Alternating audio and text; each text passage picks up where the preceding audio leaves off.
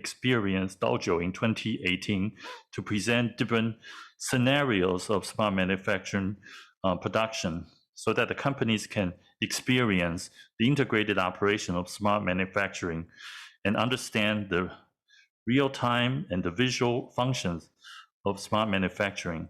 And also we have set up a base which can provide comprehensive smart manufacturing education and offer the most comprehensive technical training courses for smart manufacturing.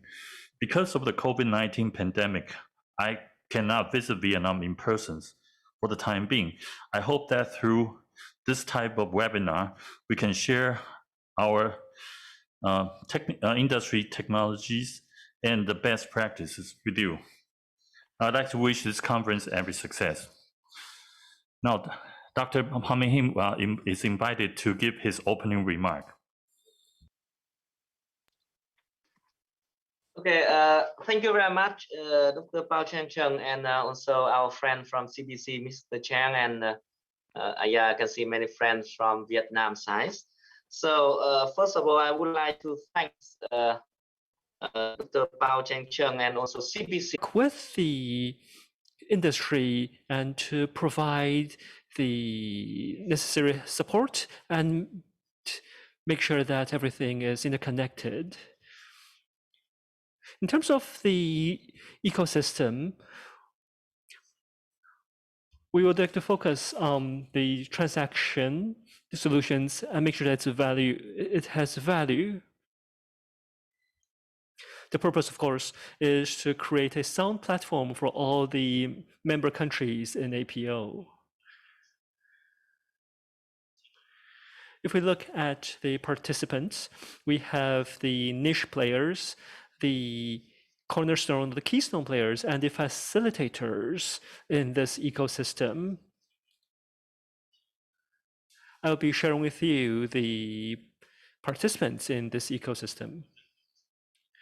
We have participants in machine learning, in AI, in telecommunications, in IoT, and software, in internet connections, etc. And you can see that the support group covers a significant range of industries and specialties. Next, I'd like to talk about the strategies and the planning stage. As I've explained earlier, we want to integrate the various aspects in the manufacturing line, including control, software, hardware, and integration. So we want to form the smart manufacturing ecosystem and reinforce the integration. And finally, we'll be able to have more discussions and more seminars or webinars to carry on our dialogue. Of course, the goal for setting up this ecosystem is to share the experience we have with the member countries. And we also expect to use this platform to carry out further in-depth exchanges with our friends overseas. So this is a brief summary of the ecosystem. And since this has been established with the support of the APO, we look forward to this platform serving its use going forward. Next, we would like to share a presentation on the assembly module for smart manufacturing. And before I hand the floor over to our expert, who is General Ong from IoT, we also have Manager Tsai who would be focusing on the telecommunications side. So allow me to give a brief explanation of the assembly module. This software actually follows the ISA 95 Manufacturing Operational Management, MOM. It is a core of a operation system, and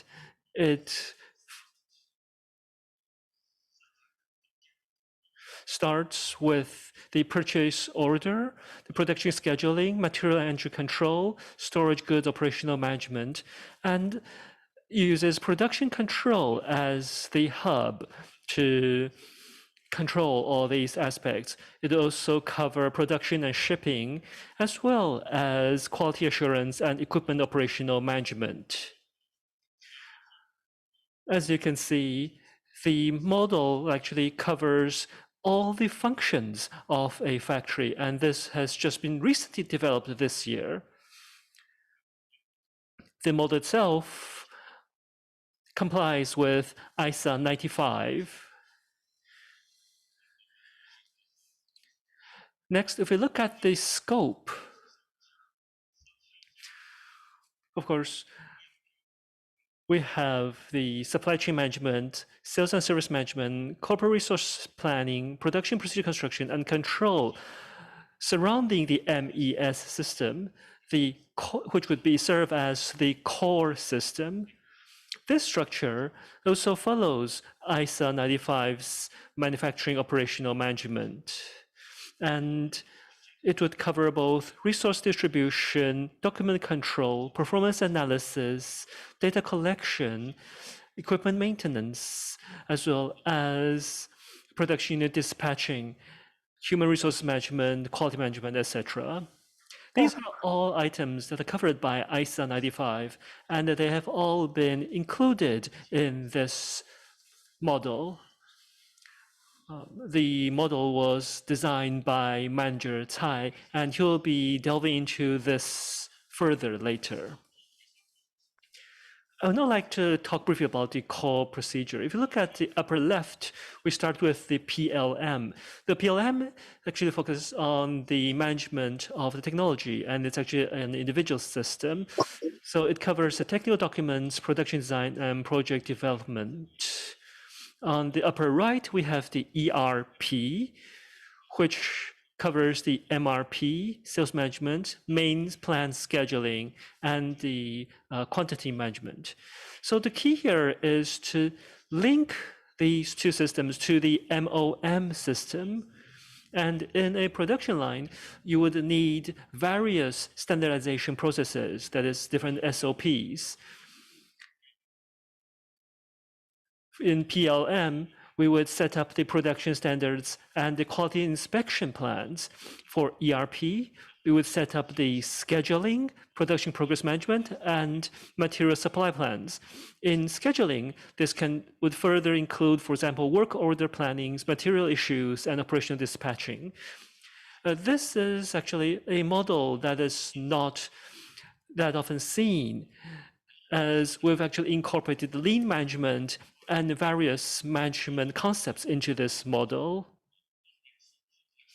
We'll be using the pool strategy from the Toyota management concept, and that would also be included in the material supply plan. The third level would be to use SCADA to further compile the information. A lot of these SOPs, standardizations, and processes that have been set up in NOM would then be included in SCADA through the production coefficient indexes and the data collection. This would then be shown on the dashboard that can be remotely viewed at the general manager's office or at the factory director's office. We also have performance analysis that can be further compiled in the data collection side for remote control. This is a traditional production plan and the control procedure. I think this structure is very familiar to participants. But in the past, we digitized this control plan that focused on Kanban and on, for example, reporting lines, etc. As you can see, the functions are still the same. It's the production plan, work order, production procedure, material needed, dispatching, on-site processing, follow-up, etc. Therefore, the point is how we digitize it so that it's most efficient. As mentioned, we'll be using the pull method and the Toyota concept. But if we look at the core procedures of ISO 95's MOM, in the past, a lot of these orders are the supply side, including, for example, inventory checks, material checks, and material requests. We would actually be including them in the decision process and combined with the pull strategy of the Toyota concept to further create a digitized model and allow it to be incorporated into the MES.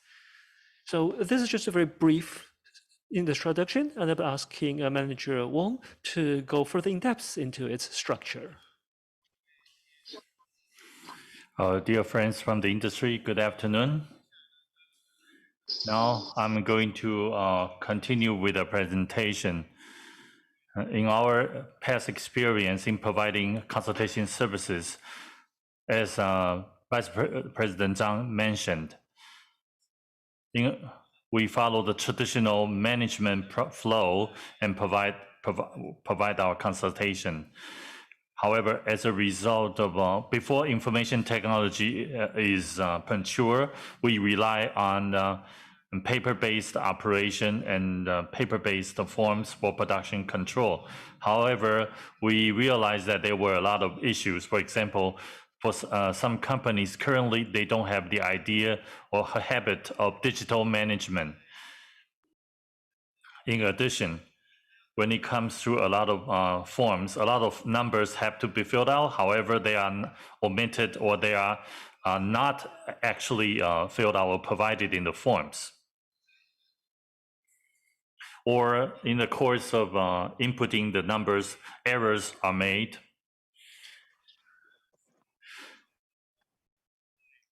So as a result, high-ranking executives cannot conduct any analysis based on accurate numbers. As a result, they cannot make proper decisions based on the actual performance. So we started to think about the ways to rationalize the production flows and use the sensors to monitor the efficiency of the operation and all kinds of parameters. And we can come up, as a result, we can come up real-time improvement strategies and then deliver the products in time to our customers. So as you can see in the slide, this is the schematic showing the assembly lines. All the materials have to be ready for the assembly line in advance, and we need to make sure that the materials are properly checked at the warehouse. And if the materials are not ready, we need to determine when the materials will be ready. And we need to also confirm whether all kinds of jigs and fixtures are ready. And then we can use our QR code system. And then we can tell when our people are on duty or off duty. And then we can have a better idea about how to properly allocate human resources. And also during the operation of the assembly line, we can monitor the operating status of the equipment, and also we can manage the progress. For example, the initiation time, the beginning time, and the ending time.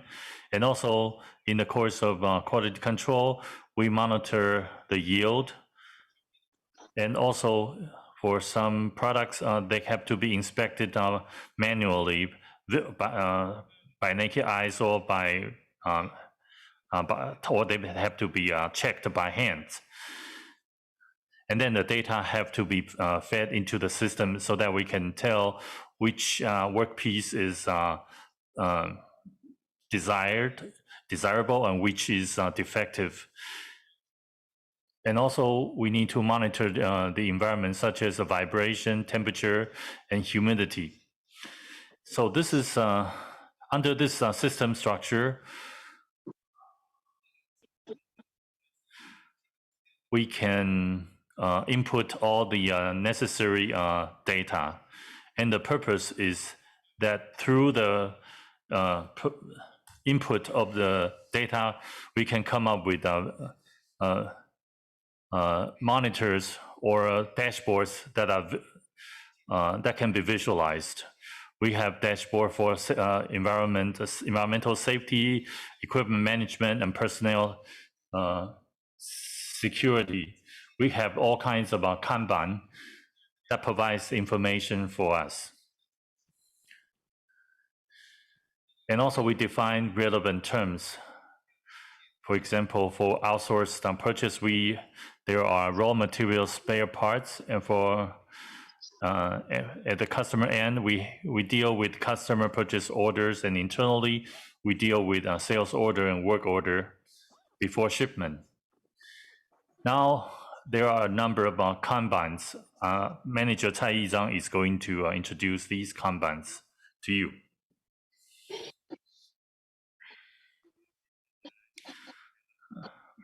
Dear friends, good afternoon. Now I will continue with the presentation. First, you can see the briefing Kanban. We can understand the status of the entire factory or each assembly line remotely through the briefing Kanban. And then you can have further information regarding each assembly line. These are the various Kanbans. And then you can see different Kanbans for material preparation, quality management, progress management, equipment management, environmental management, and staff management. Now I'm going to introduce these Kanbans for you. The first is a material preparation Kanban.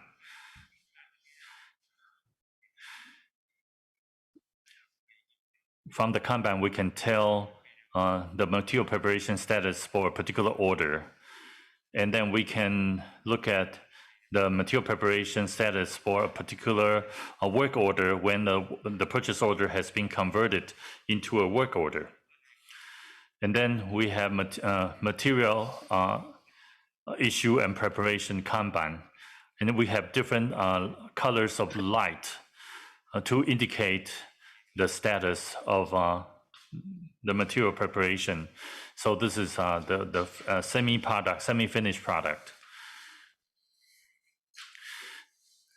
Now for a quality management Kanban, you can see all the information relating to the production for the work order, including statistical yield rate and defective reason analysis.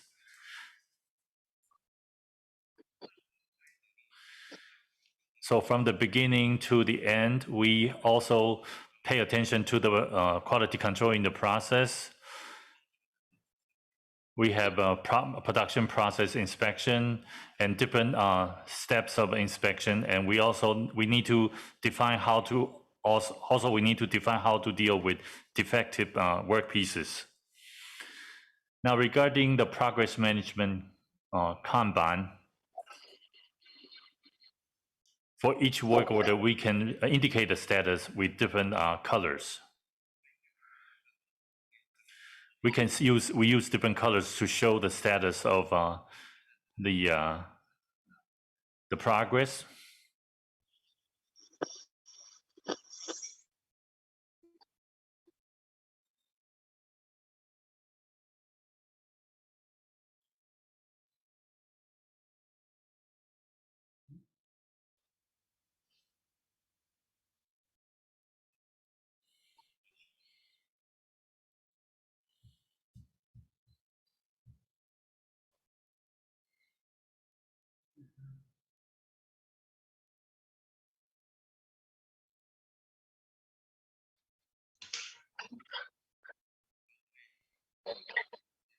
We can present all the relevant Kanbans. I've just shown you Kanbans relating to quality and efficiency. Now we are going to look at the equipment management Kanban.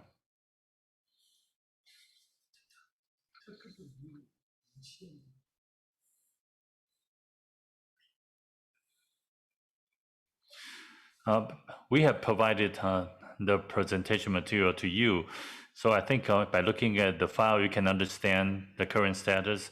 Now, let me briefly introduce the equipment management Kanban and also environmental parameter Kanban, including voltage and temperature. The Kanban can present such information. And also the theoretical value. Now, this is the actual balance rate for the system. This is the SOP, depicts the SOP for our assembly line. So in the course, we use a push play message to display relevant information. And we use a line as an app to push the message to relevant people. Now, for our system menu, we can push relevant information to relevant recipients. This is an example. This is a basic material file operation, and this is a standard work hour operation, and this is customer purchase order operation, and this is just for your reference.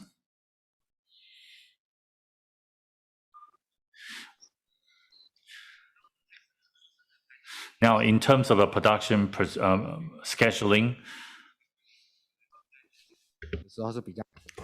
okay, so we have this system here that would allow the manager to more efficiently manage the entire production's procedure. And you can see this is one of its functions that would allow the manager to more easily adjust the schedule. Here we have the Jager fixture checklist.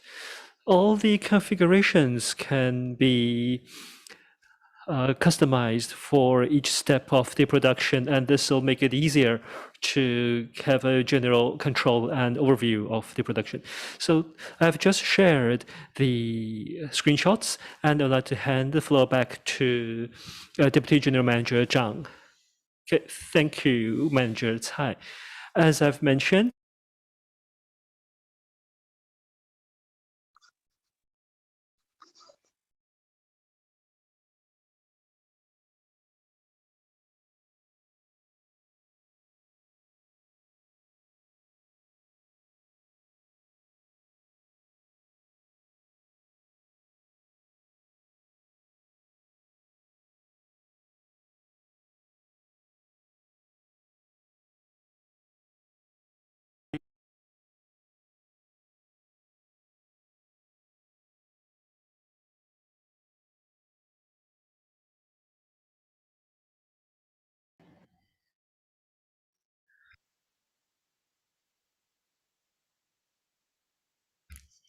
thank you very much, Deputy General Manager Zhang.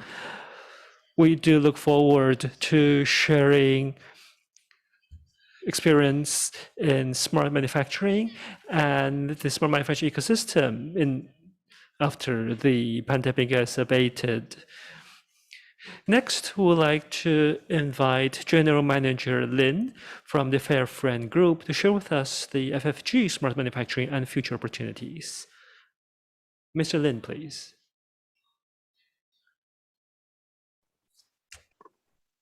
Dr. Zhang and Dr. Heath. Hello, everyone. It's nice to meet you. It's my honor to be here. This is Miro Lin from Fair Friend Group, and I would like to share our smart manufacturing and the future opportunities. Okay, in the engineer level to write the program. So this is the very advanced test in this project. So after that, here is the snapshot. You will find this is really snapshot in our factory. This factory is the Anasta Iwata and the Taiwan Fair Friend Group joint JV together. So we find out there's breakdown as the workpiece. We want to using the CNC to machining and publish it and then clean, using the AGV car, using the AOI inspection to check everything is well.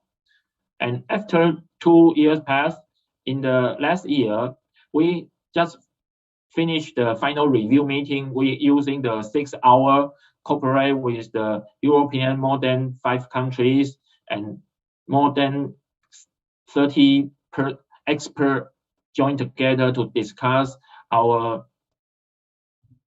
application, if it's good or no good, and what is the next problem we should solve. So this is a very simple example to share to you what we are doing now. And not only to thinking about the machine tool, but also you need to thinking about how to enlarge your business, not only for the machine tool, but including the production line, even like the 5G networking technologies. We should combine all them together to provide our customer.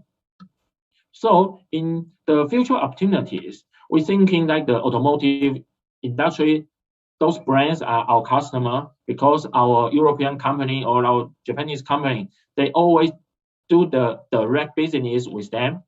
And for the aerospace industry, we focus those companies, they are our customer. We do the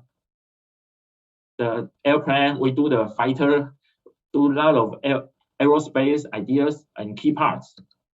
So in our business idea, we try to implement our global sales channels. We are not want to be only the traditional machine tool builder. We want to be the service provider. We want to be the turnkey solution consultant. So we focus, of course, FFG now is over the world, but we focus 2 major areas. The first one is the Southeast market. Vietnam is our very important market, and we focus that for a period of time, like the Hanoi or Haiphong City, we focus them. And in the Ho Chi Minh around area, we try to find some automotive industry, motorcycle industry. We're thinking we have a lot of idea to cooperate with our partner and join in the Vietnam market. And the other one is about the American. So we're thinking about after the COVID-19, global supply chain will be broken like the localization supply chain. So we want to do something change. And the other one, for the COVID-19 issue, the real exhibition is not useful, or everybody is worried to visit to another country. So we try to using the new media like the Facebook, like the IG or the YouTube. And we establish our virtual showroom. You can connect to our website. You will find the 3D model and you can see everything like the real booths. This is very useful for our agent, for our sales. And we try to do another interesting things. In the left side, you will find this video. This video is the same like the virtual booth, but we're using the virtual reality goggle. When you're using this goggle, there are many persons can join in the same virtual world. In the traditional virtual reality, like the HTC or others, only one person like the game, you only the one person inside. But we're using the XR space virtual reality applications. Now, my engineer can, in the office, my sales visit our customer. We bring the 2 goggle to the customer side. Everybody can using the goggle and discuss in the virtual world. So you will find we use our machine and establish in the space station, try to provide them a new experience in that. So you will find when you join the meeting room, I can discuss or explore our key components and discuss with our customer. And of course, in the right side, you will find the AR applications. This is very interesting to help our sales to introduce our machine tool. Of course, the key technology transfer to Taiwan, transfer to the local side is important things. So now you will find the Mac, Sigma, Lombardi, those kind of the brand is the European brand, but now OEM and ODM from our Taiwan side. And in our advanced thinking for the smart manufacturing, now is the resource integrated platform. Not only talk about the technologies, but also you need to including about the business. So this is two sides you need to thinking about that. So in the traditional, the machine tool business is the centralized mass production and close maybe the vertical supply chain. But we're thinking in the future, data analysis, value-added services, flexible and open ecosystem is important. So we're thinking the resource sharing and management to thinking about production non-stop, sales non-stop, and services non-stop. And then we're thinking the future value is not only thinking about the cost or even the price or the hardware expansion. We talk about the quality, software value added, data services, and more. So in our strategy, and we're thinking the future, technology transfer and equipment upgrade, key component and transfer to Taiwan or help our upgrade and strengthen our marketing and our services and help our customer and provide the consulting services, of course, cooperate with the CBC and whole plan the turnkey solutions will help our customer establish their requirement and build up the ecosystem. And our partner strategy, cooperate with the partner is a very important thing. And this is my brief introduction about our future opportunities and our smart manufacturing. Thank you. 好，谢谢林总哈。Thank you, General Manager Lin. I'd like to have some follow-up comments. I visited FFG MAG company in Germany a few years ago.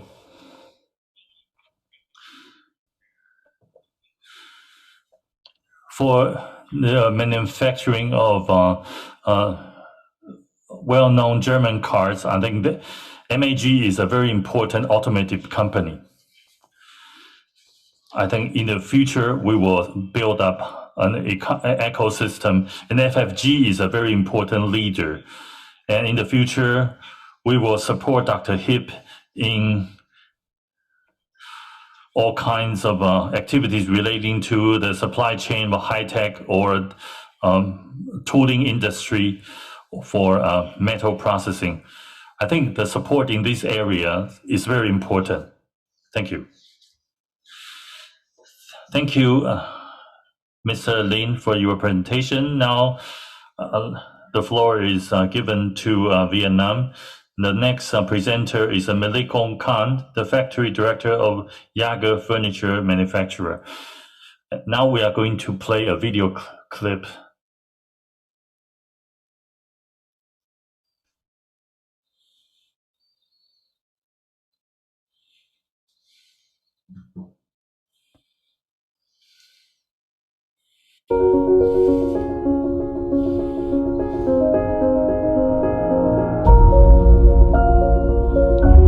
Trong thời đại công nghệ 4.0 hiện nay, các doanh nghiệp Việt Nam ở nhiều lĩnh vực đã và đang phải trải qua rất nhiều thử thách từ thị trường ngoại nhập, trong đó có lĩnh vực sản xuất đồ nội thất.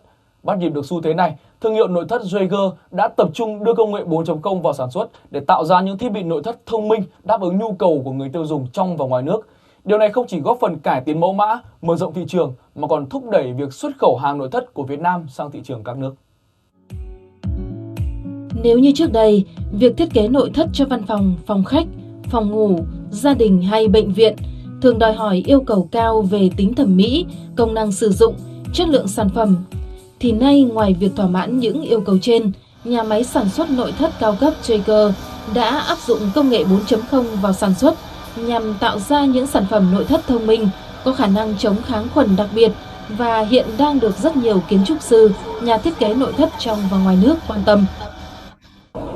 Với cái việc ứng dụng cái trí tuệ nhân tạo, điện toán đám mây hay là các cái robot thông minh đã mở ra một cái ngành sản xuất ở Việt Nam, đặc biệt ở khu vực phía Bắc, gần như là tiên phong cho các cái sản phẩm nội thất công nghiệp.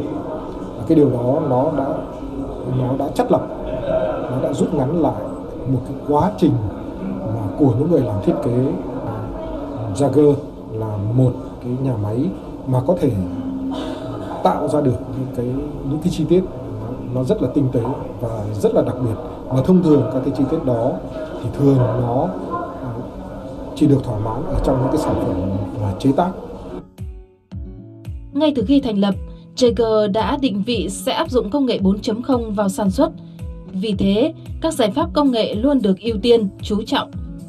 3SI Factory chính là giải pháp được Jager lựa chọn, giúp kết nối mọi đối tượng trong chu trình cung ứng để tạo nên mô hình kinh doanh nội thất kiểu mới. Lần đầu tiên, khách hàng có thể ngồi tại nhà, tự thiết kế, lựa chọn sản phẩm, truy xuất nguồn gốc nguyên vật liệu, theo dõi tiến trình sản xuất cho đến khi sản phẩm giao đến tận nhà. Mọi công đoạn đều được thực hiện trong thời gian thực, thông qua những hệ thống phần mềm quản trị giúp thiết kế, đặt hàng và quản lý linh hoạt. Khi mà xây dựng nhà máy Jager này thì chúng tôi định hướng là sẽ sản xuất những sản phẩm tiêu chuẩn cao, tương đương với các nước như là châu Âu, Nhật Bản, và để cho đầu tiên là để người Việt Nam được sử dụng và sau đó chúng tôi xuất khẩu cái giá trị đó ra toàn thế giới. Thực ra thì để thực hiện được cái tham vọng đó thì dĩ nhiên thì cần phải có công nghệ, và cái kho bán thông minh đó chính là một trong cái phần mà cấu thành cái hệ thống sản xuất nội thất 4.0 của công ty. Cái kho bán này thì nó trang bị trí tuệ nhân tạo và nó đảm bảo cái việc rằng để chúng ta sẽ cắt giảm được rất nhiều các cái sai sót nhân công lao động ở trong cái ngành nội thất này, và nó đảm bảo cái việc là liên mạch từ sản xuất, từ bản vẽ thiết kế cho đến sản xuất hoàn thiện, và các cái sản phẩm sẽ là luôn luôn đạt được chất lượng cao nhất để đến cái khách hàng. ITG cung cấp cho Jager một cái giải pháp tổng thể 3SI Factory, tức là giải pháp nhà máy thông minh. Thì nó sẽ bao phủ từ tầng điều hành hoạt động sản xuất, tầng IoT kết nối máy móc thiết bị để thu thập dữ liệu phục vụ cho tầng điều hành sản xuất MES, và bên trên là tầng hoạch định và quản trị ERP, và phía trên nữa là các cái giải pháp về báo cáo quản trị thông minh. Trong vòng 1 năm vừa qua thì ITG và Jager đã hợp tác cùng nhau triển khai được về cơ bản là đủ cái hệ thống lõi của giải pháp nhà máy thông minh. Hiện nay hai bên đang tiếp tục triển khai các cái phân hệ mở rộng, ví dụ như đưa một số cái ứng dụng lên smartphone, rồi triển khai thêm hệ thống trực quan hóa toàn bộ nhà máy. Được thành lập từ tháng 4 năm 2020, đến nay, nhà máy sản xuất nội thất Jager đã hoàn thành nhiều đơn hàng lớn trong nước như khách sạn, bệnh viện, văn phòng và xuất khẩu ra các thị trường nước ngoài như Nhật Bản và một số nước châu Âu. Hiện Jager có thể cung cấp sản lượng lên tới 400.000 sản phẩm một năm.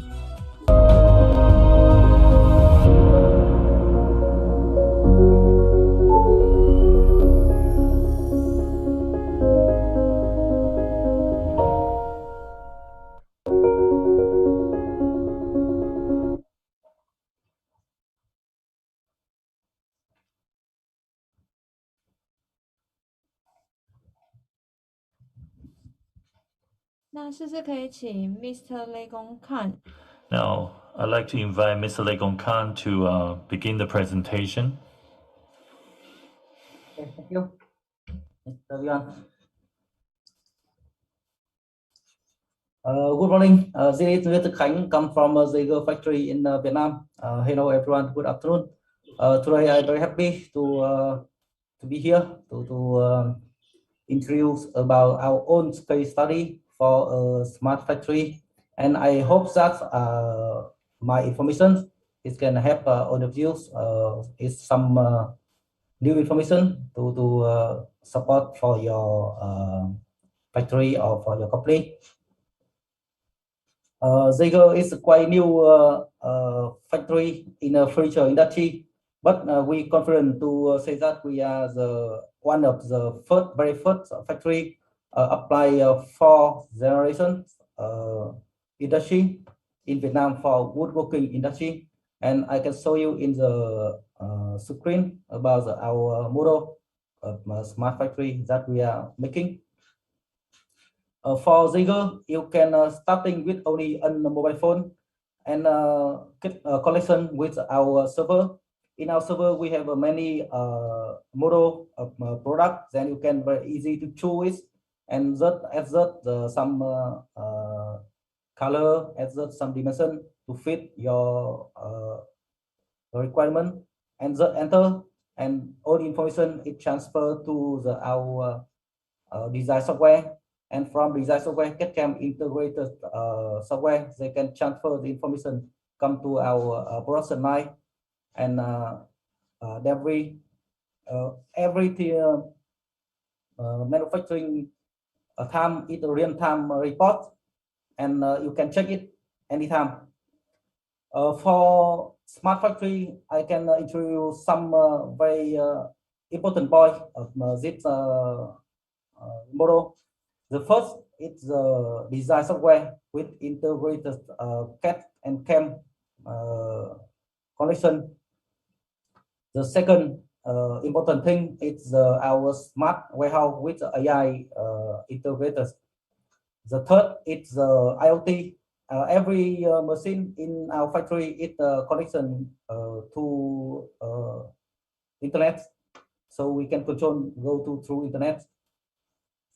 The first point is in our equipment to reading the barcode. The fifth one is the ERP system to collection with all information from design software, from machine, and from in our equipment to make to get the reports and also to get the result to send to BOD or send to customer.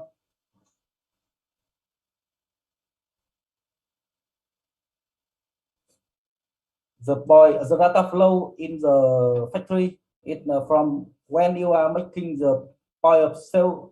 The first one is the point of sale. When you are getting the order, just clicking, and then all information from our design software and ERP system it's transferred to the production line with the integrated CAD/CAM software. They can make the planning, design, BOM, and send the programming to CNC. And also, the data can go directly to the machine and also go to control MES, connect together, and you can finish very easily. This is the model of the CAD/CAM software. It can make design, drawing, cutting, etching, CNC, and assembly. All information is not only from an idea to production.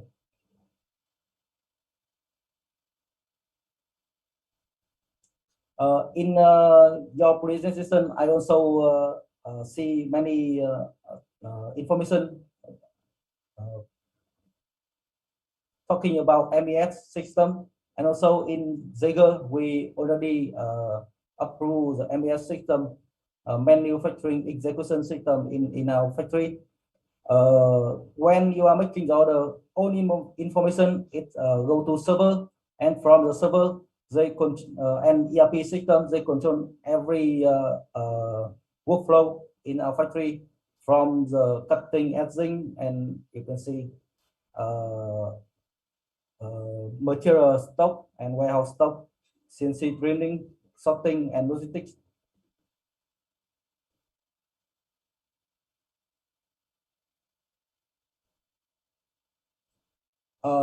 Also for our ERP system, you will have a dashboard to production control. Every work center it have in our information go through in our equipment, and you can very easily to check every machine is working or not, and how many percentage of machine are working, and also every day and real time you can check about the results of the workstation. Why we can do that one? Because every workpiece and also semi finishes product, we have a barcode stamping on the workpiece, and you can check it by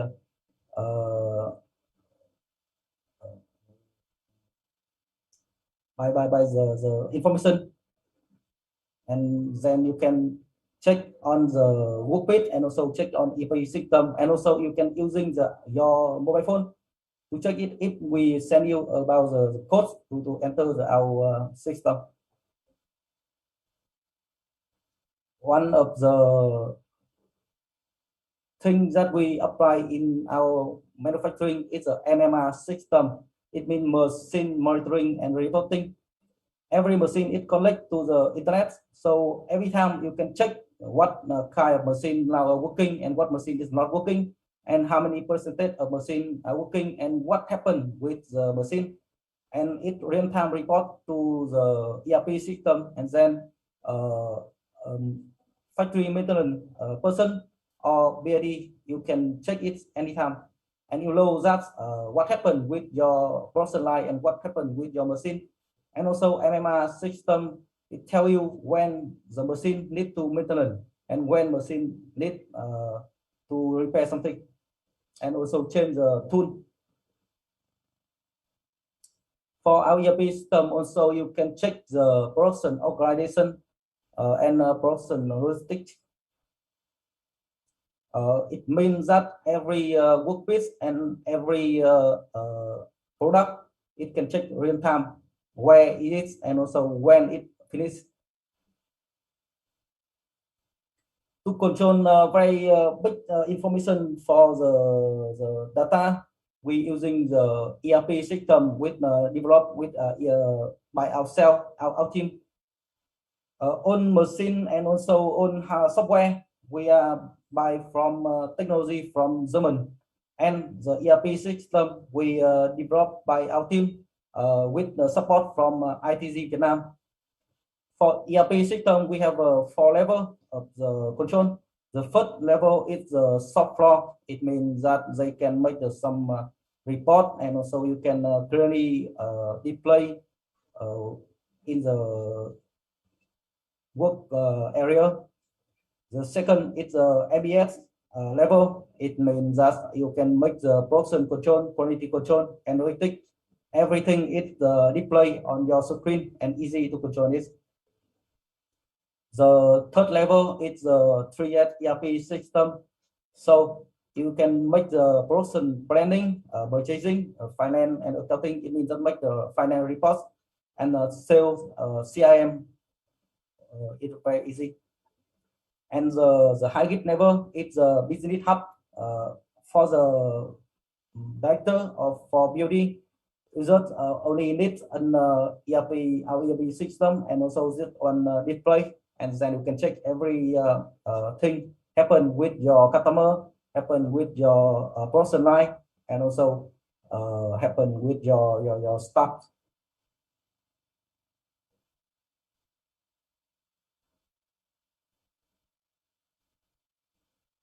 That is some points that I want to say to all of you about the case study about Jager. The most important thing, it means that about the software, about the ERP system, about the automatic machine, and also about the method that we combine together.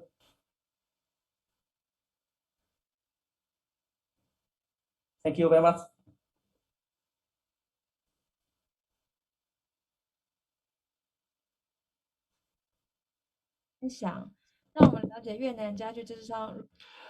Thank you very much, Mr. Khan, for sharing with us how a furniture manufacturer would utilize smart technology and smart manufacturing.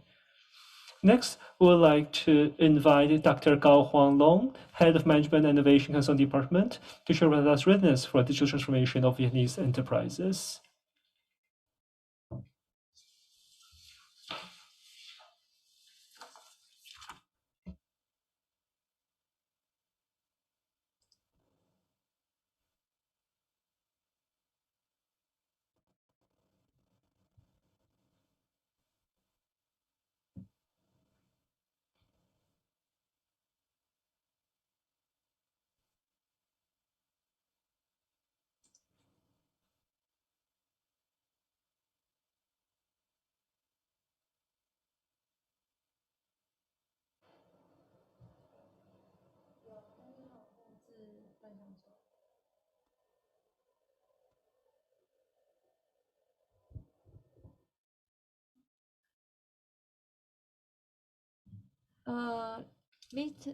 Dr. 高荒龙就是需要把麦克风打开。Mr. Gao Huanglong, you'll need to turn on your microphone. Okay, can you hear me now? Hello everyone. Hello Dr. Hà Minh Khiếp. Xin chào tất cả quý vị tham gia cái webinar của ngày hôm nay. theo cái sự thống nhất với lại ban tổ chức của chương trình thì để thuận tiện cho quý vị, phần trình bày của chúng tôi, trình bày của tôi thì sẽ được trình bày bằng tiếng Việt. Thế quý vị vừa rồi cũng đã được nghe cái phần trình bày của ông Trang chia sẻ về cái hệ sinh thái sản xuất thông minh ở Đài Loan, cũng như là chia sẻ cái kinh nghiệm mà của của ông Lin từ cái nhà máy FFG, và cái bài trình bày về cái của doanh nghiệp Jager ở Việt Nam, một doanh nghiệp rất là tiên phong trong cái lĩnh vực áp dụng các cái công nghệ 4.0. Cái phần trình bày của chúng tôi thì xin cũng dành vài phút để chia sẻ với quý vị, nhìn thấy một cái bức tranh tổng thể về cái quá trình chuyển đổi số cũng như là hướng đến cái sản xuất thông minh của doanh nghiệp Việt Nam trong cái giai đoạn gần đây. Thế thì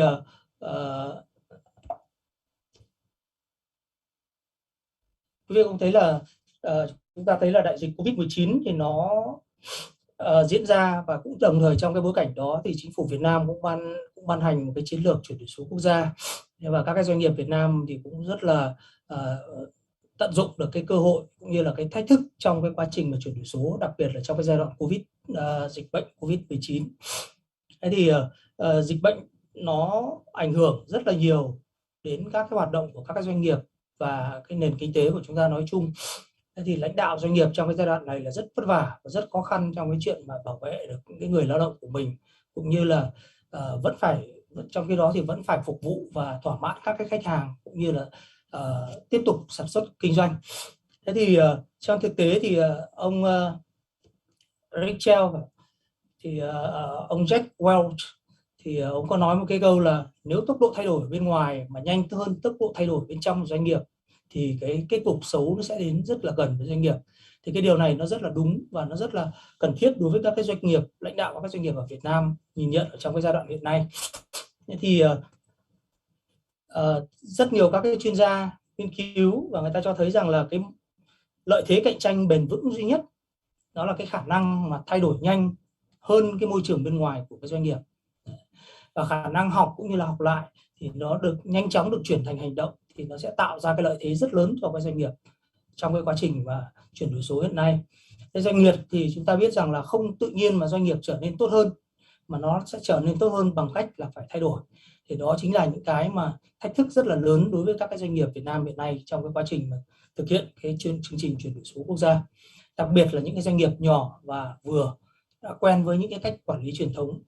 Ở Việt Nam thì quý vị cũng thấy là đã có rất nhiều các hàng ngàn doanh nghiệp đã áp dụng các cái công cụ cải tiến năng suất chất lượng để nâng cao cái khả năng của cạnh tranh của mình, như là Kaizen hay 5S hay là Lean hay là 6 Sigma và các cái hệ thống công cụ khác.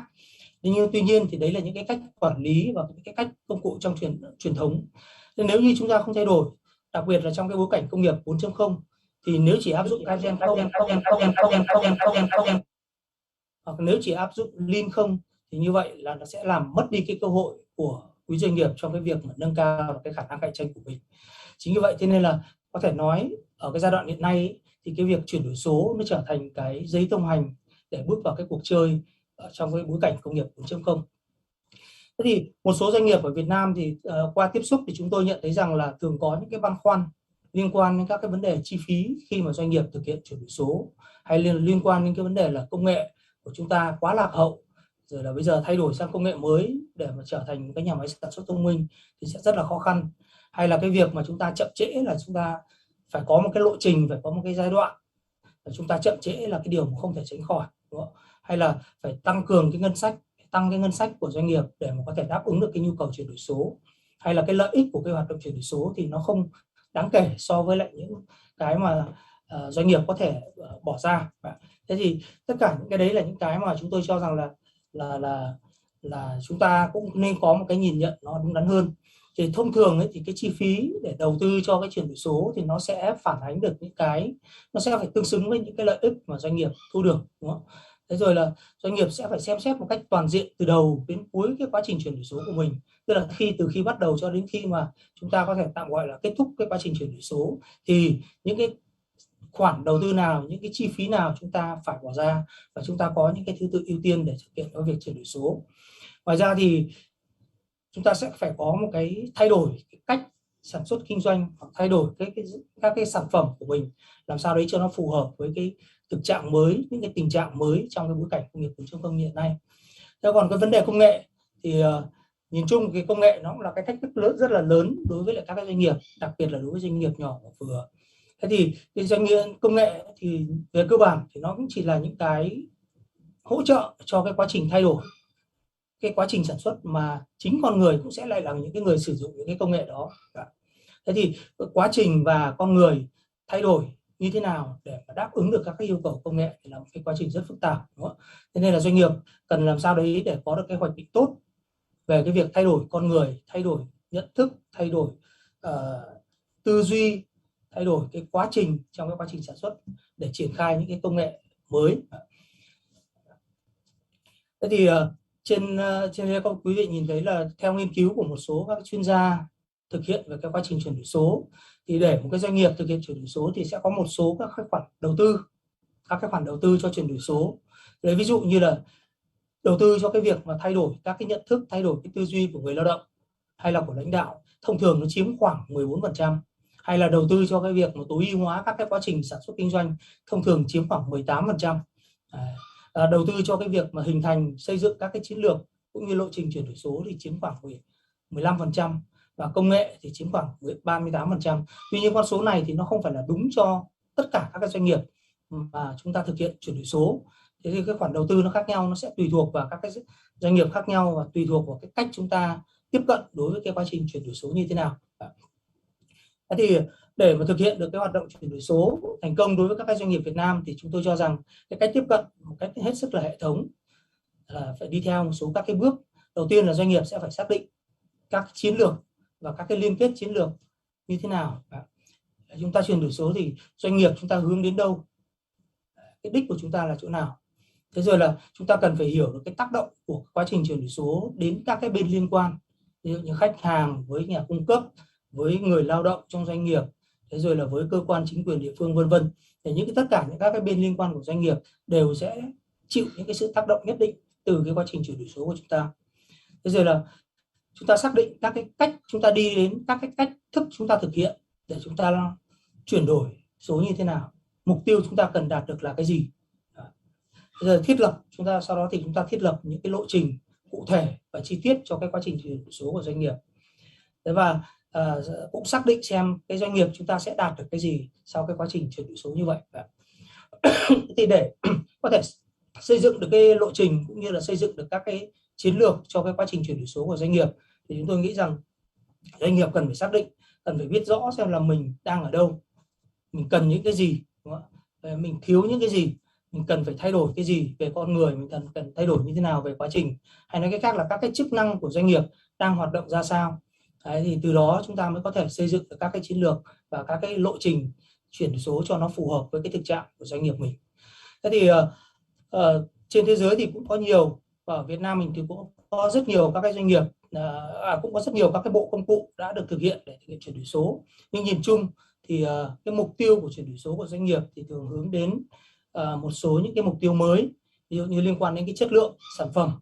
Thì cái chất lượng bây giờ chúng ta sẽ phải thay đổi từ cái thuật ngữ chất lượng mà đáp ứng các yêu cầu thì nó sẽ chuyển sang cái chất lượng, đây là sự thỏa mãn của khách hàng. Hay là đối với năng suất thì là việc tích hợp con người, quá trình và công nghệ thì sẽ phù hợp với các cái chuỗi giá trị và sẽ thúc đẩy năng suất lên một cái tầm cao mới. Thế rồi là đối với tốc độ để đưa các cái sản phẩm ra ngoài thị trường, hay tốc độ đổi mới thì các cái chu kỳ đổi mới trong cái bối cảnh này nó sẽ nhanh hơn, nó sẽ phức tạp hơn, và nhưng mà nó lại sẽ rút ngắn được cái thời gian làm sinh lợi của doanh nghiệp. Và cái hệ thống sản xuất của chúng ta cũng sẽ đòi hỏi phải có sự linh hoạt hơn. Chuỗi giá trị và cái lực lượng lao động thì phải đáp ứng nhanh được các cái yêu cầu của thị trường, của khách hàng. Và cho phép cá nhân hóa các cái sản xuất hàng loạt trong cái điều kiện mà thị trường là luôn luôn là có cái sự thay đổi. Thế thì nói về cái bộ công cụ đánh giá cái mức độ sẵn sàng của doanh nghiệp đối với cái chuyển đổi số thì ở Việt Nam cũng đã có nhiều tổ chức thực hiện hoạt động đánh giá. Tuy nhiên ở đây thì tôi lấy ví dụ hai cái bộ cái công cụ đánh giá và đã được sử dụng cách chính thức. Thì thứ nhất là theo cái phương pháp VDMA, là theo cái chương trình hợp tác giữa Bộ Công Thương và cái tổ chức UNICEF. Thì người ta sử dụng cái phương pháp VDMA của Hiệp hội Kỹ thuật Đức để người ta đánh giá. Thế và cái bộ công cụ này thì người ta dựa trên 3 cái trụ cột chính là cái con người, quá trình và công nghệ. Thế thì từ 3 cái trụ cột đấy người ta chia ra làm 6 cái yếu tố nền tảng, đó là người lao động, chiến lược và tổ chức, nhà máy thông minh, vận hành thông minh, sản phẩm thông minh và định hướng cái dữ liệu, định hướng dịch vụ. Thế thì từ sau đấy thì người ta sẽ chia ra thành 18 cái khía cạnh để đánh giá, và qua cái đánh giá thì người ta xác định ra 6 cái mức độ sẵn sàng của doanh nghiệp. Từ cái mức đầu là cái mức mà doanh nghiệp đứng ngoài cuộc, tức là chưa hề có một cái sự quan tâm nào đến cái quá trình chuyển đổi số ở doanh nghiệp của mình. Thế cái mức 1 là cái mức gọi là beginner, tức là cái mức cơ bản để doanh nghiệp bắt đầu hiểu được cái khái niệm và cũng bắt đầu chuẩn bị cho cái quá trình chuyển đổi số. Cái doanh nghiệp mà được đánh giá ở cái mức 2 thì là doanh nghiệp đã ở mức là bắt đầu là có một chút kinh nghiệm về cái bắt đầu thực hiện một số các cái hoạt động chuyển đổi số. Doanh nghiệp mức 3 là đã có kinh nghiệm chuyển đổi số. Mức 4 thì là đã chuyển đổi số ở cái mức độ tương đối là đầy đủ. Thế và mức cao nhất gọi là mức top performer thì là cái doanh nghiệp mà chuyển đổi hoàn toàn. Ví dụ những cái doanh nghiệp Jager mà quý vị vừa được nghe anh Khánh chia sẻ thì có lẽ là một cái doanh nghiệp đã ở top đầu, đúng không ạ? Thế thì qua cái kết quả khảo sát này thì cái con số kết quả này thì nó cũng không còn là chính xác cho đến thời điểm hiện nay nữa. Tuy nhiên thì nó cũng phản ánh được rất rõ về cái thực trạng mà doanh nghiệp chuyển đổi số. Qua cái kết quả khảo sát thì hơn 400 doanh nghiệp của ngành công thương thì như vậy có tới 85% doanh nghiệp của Việt Nam theo báo cáo là vẫn đứng ngoài cuộc. Cho đến thời điểm cuối năm 2019 đầu năm 2020 thì như vậy là mới chỉ có 13% là doanh nghiệp gọi là ở cái mức độ bắt đầu. Đấy, thì cái về cái theo cái mức độ mà kết quả cái bộ tiêu chí này đánh giá thì người ta xác định như vậy. Thế còn tính theo quy mô thì có đến 91% doanh nghiệp nhỏ và vừa là đứng ngoài cuộc. Đấy, còn đối với những cái doanh nghiệp lớn thì có đến 61% là những cái doanh nghiệp lớn vẫn còn đang đứng ngoài cuộc trong cái cuộc cách mạng công nghiệp 4.0. Đấy thì tính theo cái kết quả đánh giá và theo cái ứng dụng về cái mức độ ứng dụng các cái công nghệ lõi của công nghiệp 4.0 ở các doanh nghiệp thì như vậy quý vị có thể nhìn thấy là cái kết quả đánh giá là hầu như tất cả các cái công nghệ lõi này thì doanh nghiệp, đa số doanh nghiệp là đều chưa có cái kế hoạch để triển khai ứng dụng. Ví dụ như là điện toán đám mây chẳng hạn thì có tới 65,6% phản hồi là chưa có cái kế hoạch gì để áp dụng cái công nghệ điện toán đám mây. Hay là kết nối thiết bị với thiết bị, kết nối máy với máy, máy với người, sản phẩm, máy móc thiết bị vân thì có tới 68,9% là chưa có cái kế hoạch để triển khai thực hiện. Đấy. Hay là đến đối với cái trí tuệ nhân tạo thì có đến 72,8% là không có cái kế hoạch gì để triển khai thực hiện. Thế như vậy thì là cái mức độ áp dụng các cái công nghệ lõi của công nghiệp 4.0 ở doanh nghiệp Việt Nam mình ở mức độ rất là hạn chế. Thì cái này cũng là cái mà nó làm chậm đi cái quá trình mà chúng ta ứng dụng cái 4.0. Kết quả đánh giá theo quy mô thì chúng ta cũng thấy là cái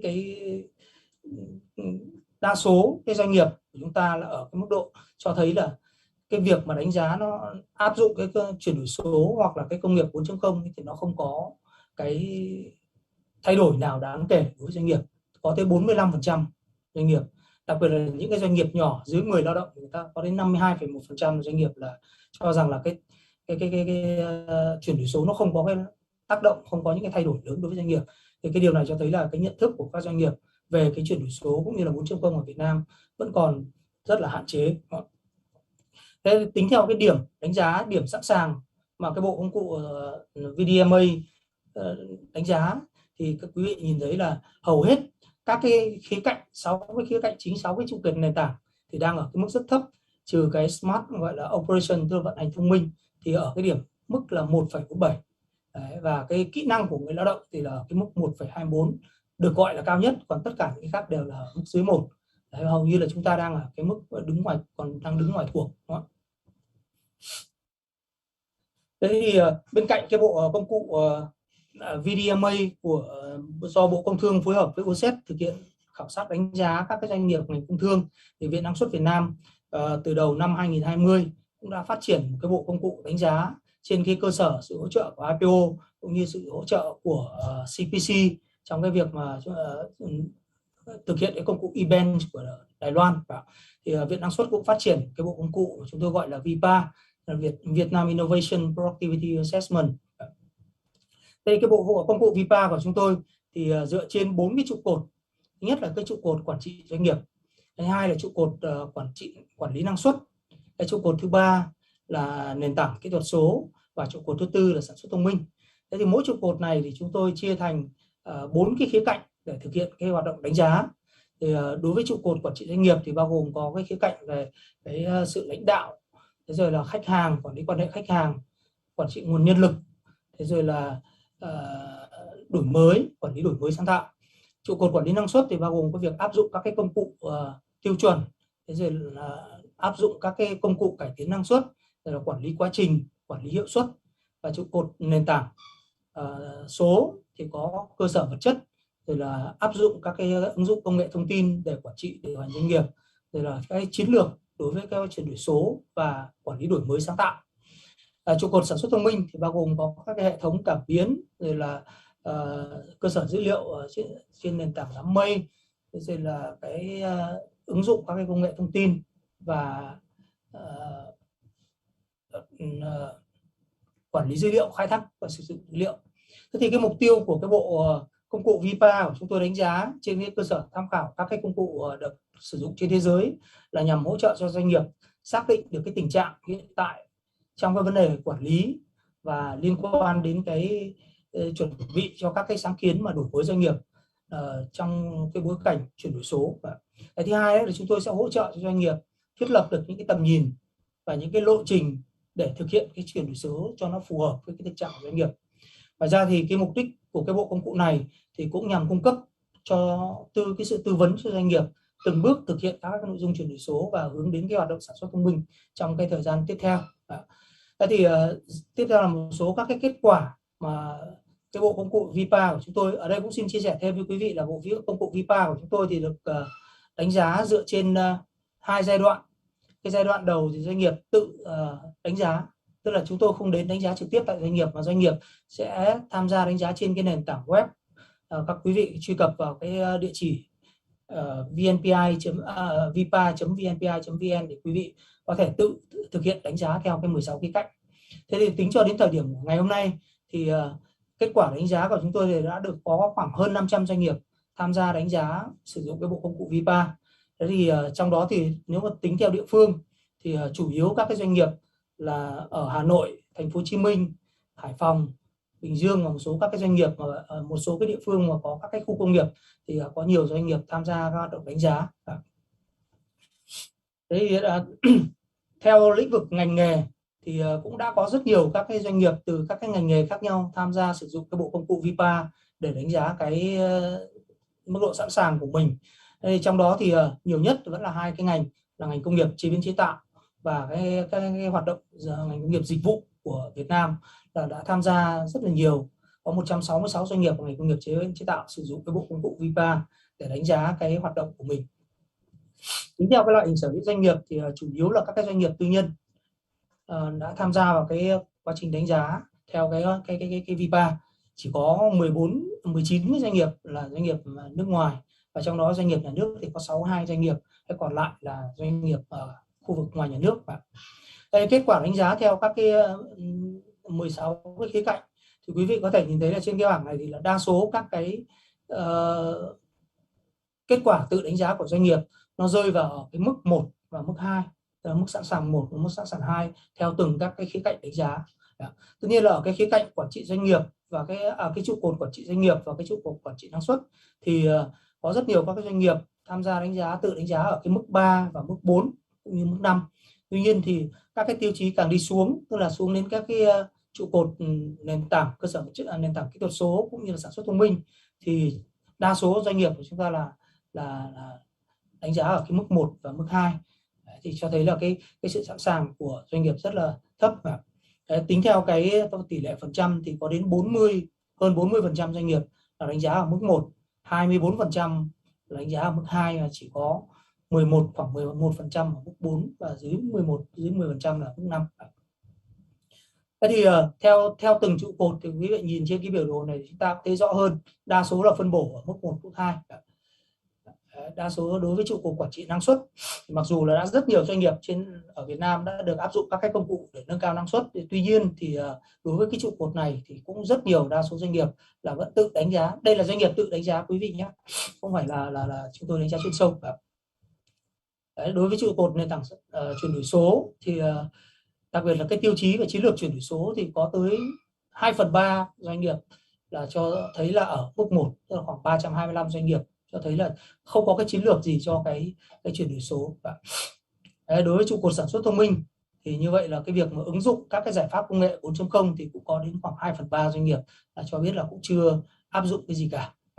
Đấy, hầu như là tất cả phân bố là ở cái mức 1 và đến mức 2. Đấy, thì cái mức độ của chúng ta rất thấp. Thế thì Việt Nam mình cũng đã có rất nhiều các cái hội nghị, hội thảo, các cái hội nghị quốc tế cũng như là hội nghị ở trong nước nói về cái câu chuyện 4.0 ở Việt Nam. Rồi là Đảng và Chính phủ thì cũng đã ban hành những cái nghị quyết như nghị quyết 52 về cái tham gia vào cái công nghiệp 4.0 để phát triển cái quốc gia, phát triển quốc gia, đúng không ạ? Thế rồi là và cái số lượng các cái đại biểu tham dự qua các cái hội nghị từ năm 2017 mới chỉ có 500 đại biểu tham dự cái hội nghị, và đến năm 2019 thì đã có hơn 4.000 đại biểu. Thì cái điều này nó thể hiện cái sự quan tâm rất lớn của cộng đồng doanh nghiệp đối với các quá trình chuyển đổi số. Thì ngoài ra còn một số các cái nghị quyết khác, ví dụ như nghị quyết 23 năm 2018 nói về cái sản xuất liên quan đến cái sản xuất thông minh. Rồi các cái chỉ thị 16 của Thủ tướng Chính phủ, rồi là có rất nhiều các cái chương trình hỗ trợ nghiên cứu phát triển và ứng dụng công nghiệp 4.0 đã được nhà nước ban hành. Và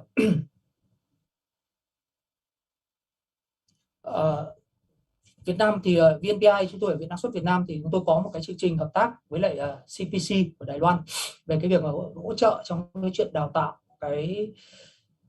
và chuyển đổi số và sản xuất thông minh cho doanh nghiệp Việt Nam. Như lúc đầu ông tiến sĩ Trang trong cái phát biểu khai mạc cũng đã đề cập, cũng như là tiến sĩ Hà Minh Hiệp đã trình bày về cái mối quan hệ giữa Viện Năng suất Việt Nam và CPC của Đài Loan trong cái quá trình đào tạo và chuyển đổi số.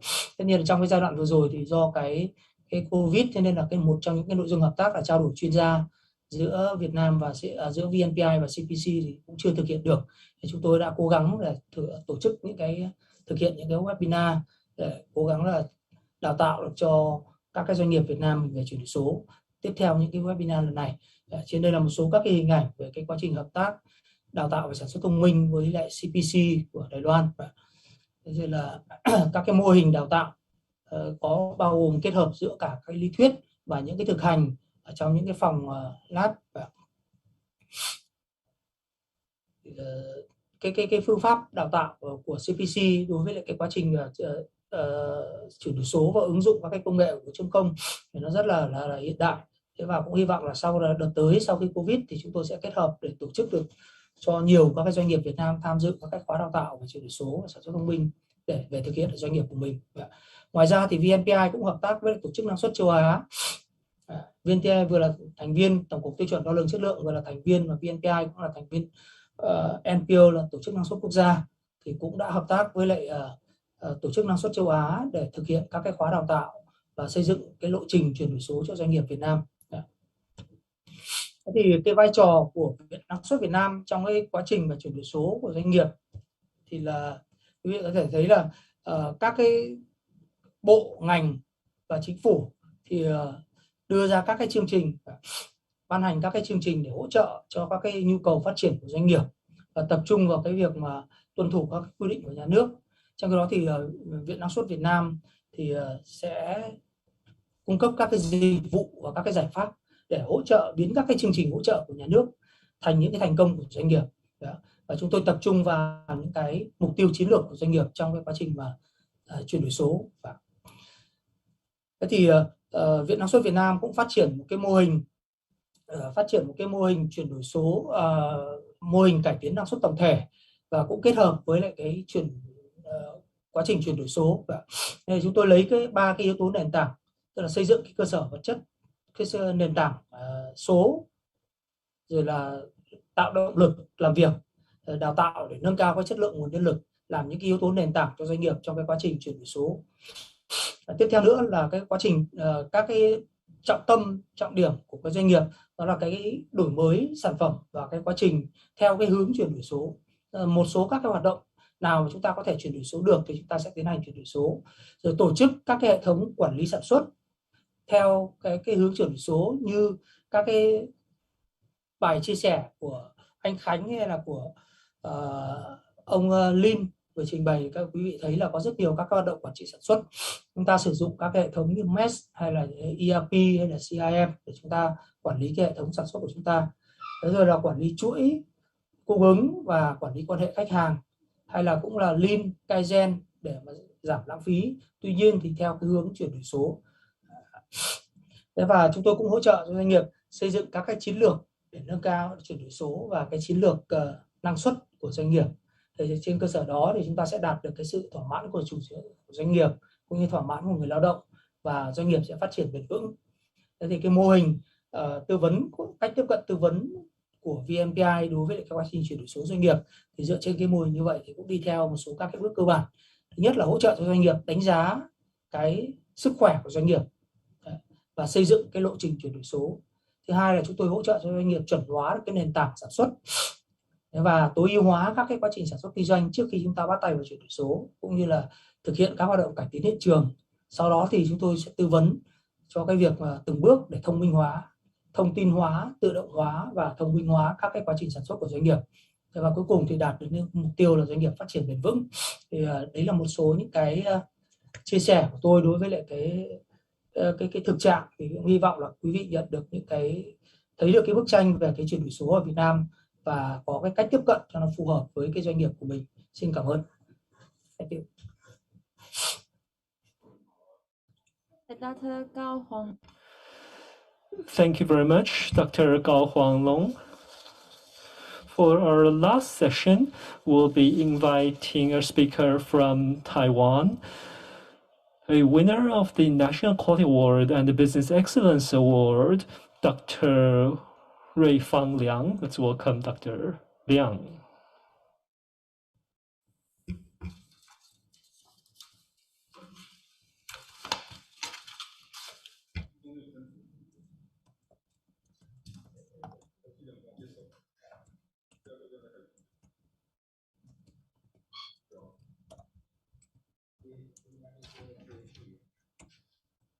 Oui.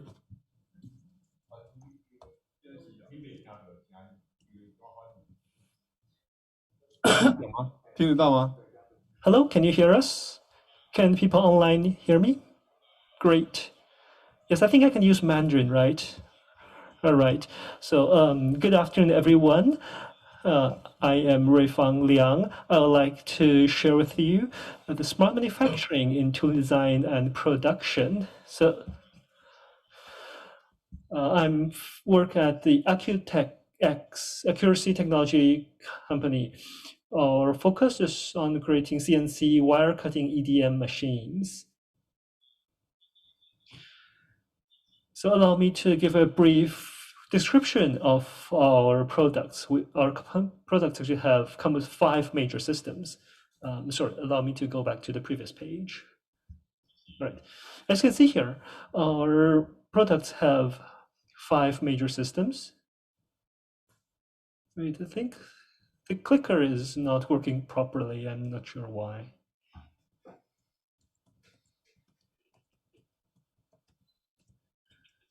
Oh, wait, I think, all right, it's all right. So they cannot see the laser pointer actually.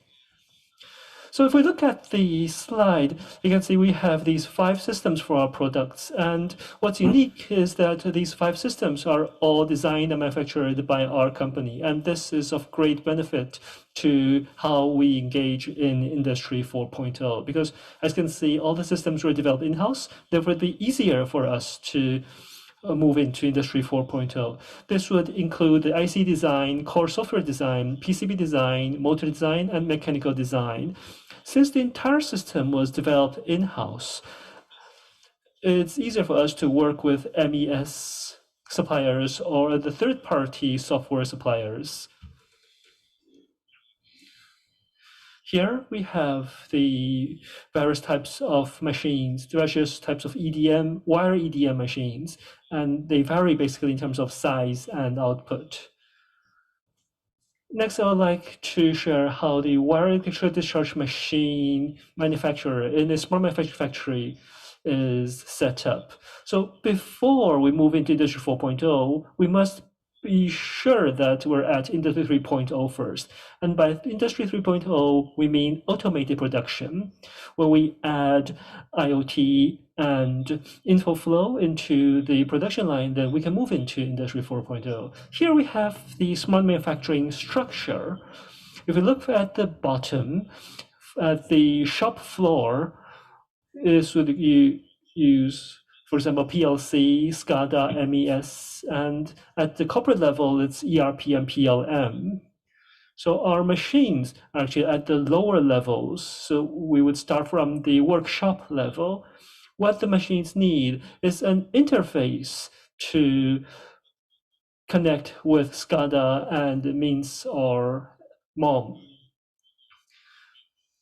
So how do we carry out the connection? As we can see, a lot of these machines actually run on different platforms. The MES and SCADA system actually are sometimes not interoperable as well. But what we seldom see is a factory that uses equipment only from a single brand. It's likely that there'll be equipment from different brands at the factory. And it's possible that these different equipment do not talk to each other or would be difficult to connect to the SCADA. So from a machine manufacturer's perspective, what we need is a software that is able to link with the MES or ERP system of most equipment on the market. So here at Accutex, we have the Industrial 4.0 API. And what this interface does is it's able to quickly connect to the ERP system and quickly pass on the data information from the production line to the ERP. With this interface in place, it would be easy for us to carry out the designs and production schedule changes, etc. This is actually a standardized procedure that we have carried out in various sites.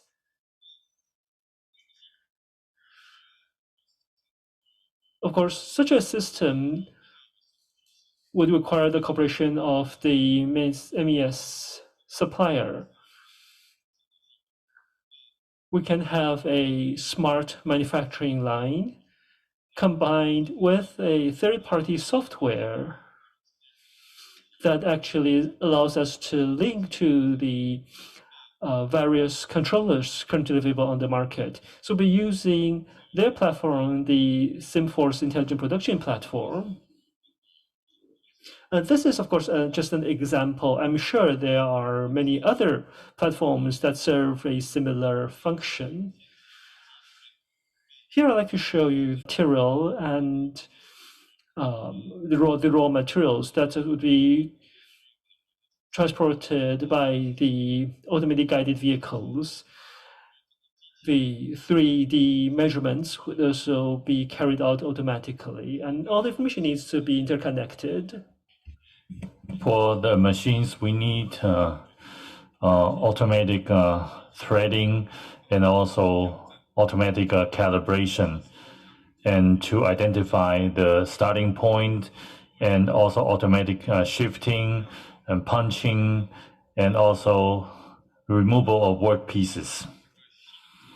And in terms of system operation, we need to be able to automatically determine the program to be used, and also we need to conduct production management, and also we need to conduct automatic quality control, quality management, and monitor the current processing status. And also we need to conduct automatic tool management and workpiece exchange. From the perspective of machines, we need to conduct automatic scrap management. For Industry 4.0, we for traditional equipment, we need manual efforts to remove the scrap. Now we can have an automated process for the removal of scrap. And for the automatic waste removal, we don't need to the operator to work to stay close to the machine, and we can save a lot of manpower. If you look at the drawing to the right, you can see the routes, the program routes, and our machine will automatically remove the waste.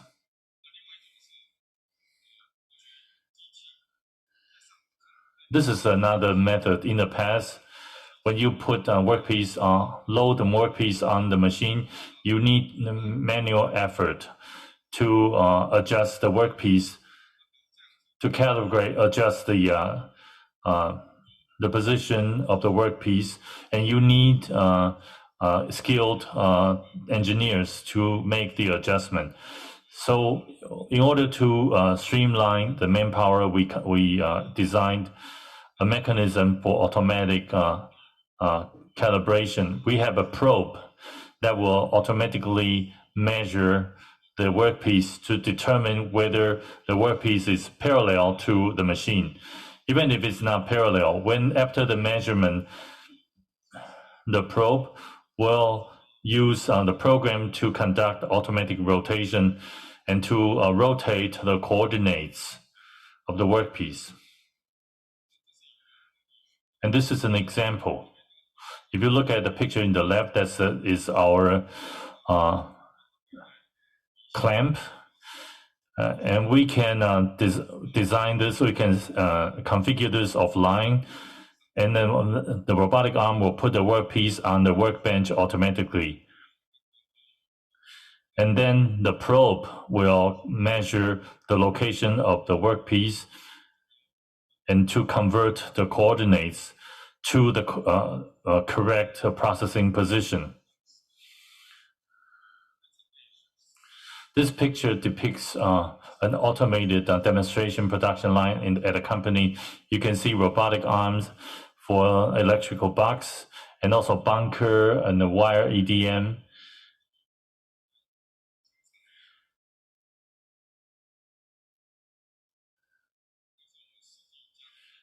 And I have a small video clip to share with you that shows the actual processing operation. So robotic arm has picked up the workpiece and then put it on the machine, and then the probe will then detect the location and punch and conduct punching, and then the workpiece is removed. After that, the workpiece is put on the wire EDM, and after the probe conducts the measurement, and then the reference point is identified, and then threading and processing begins.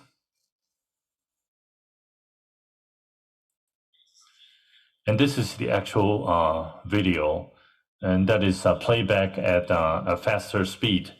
So you can see that there is a waste, right? And the waste is picked up and discarded. So we don't need any manual intervention. And then after the first step is finished, the machine then performs the second step.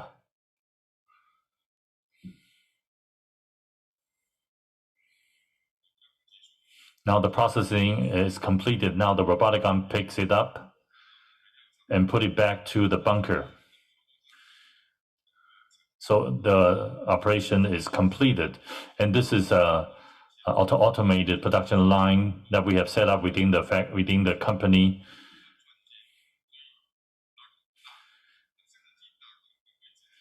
So the threading location is set on the computer by the operator offline. and the operation is conducted smoothly. So it's not only automated in terms of the robotic arm, a lot of our processing steps are connected in an automated fashion. I just talked about the automation of the machinery. Now I'd like to talk about the intelligent manufacturing of molds. The mold industry is currently facing various challenges.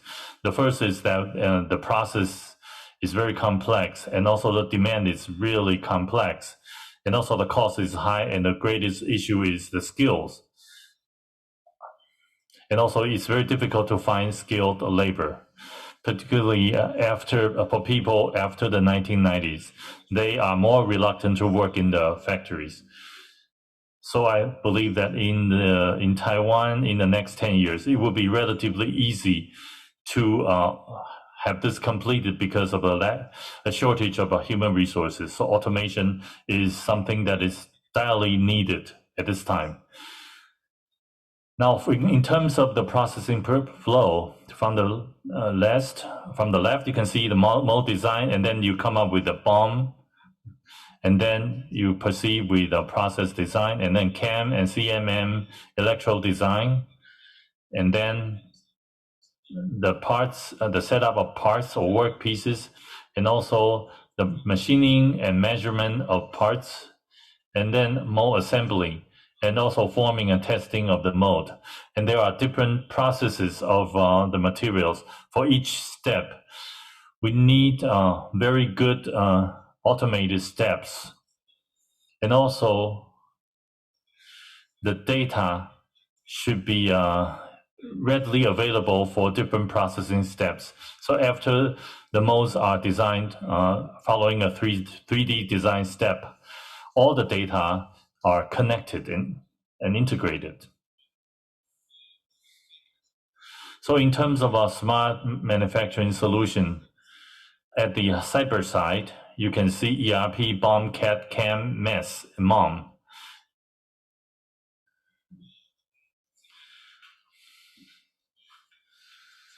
And the CAD and CAM will conduct simulation, and then you can have the intelligent BOM, and then design for manufacture,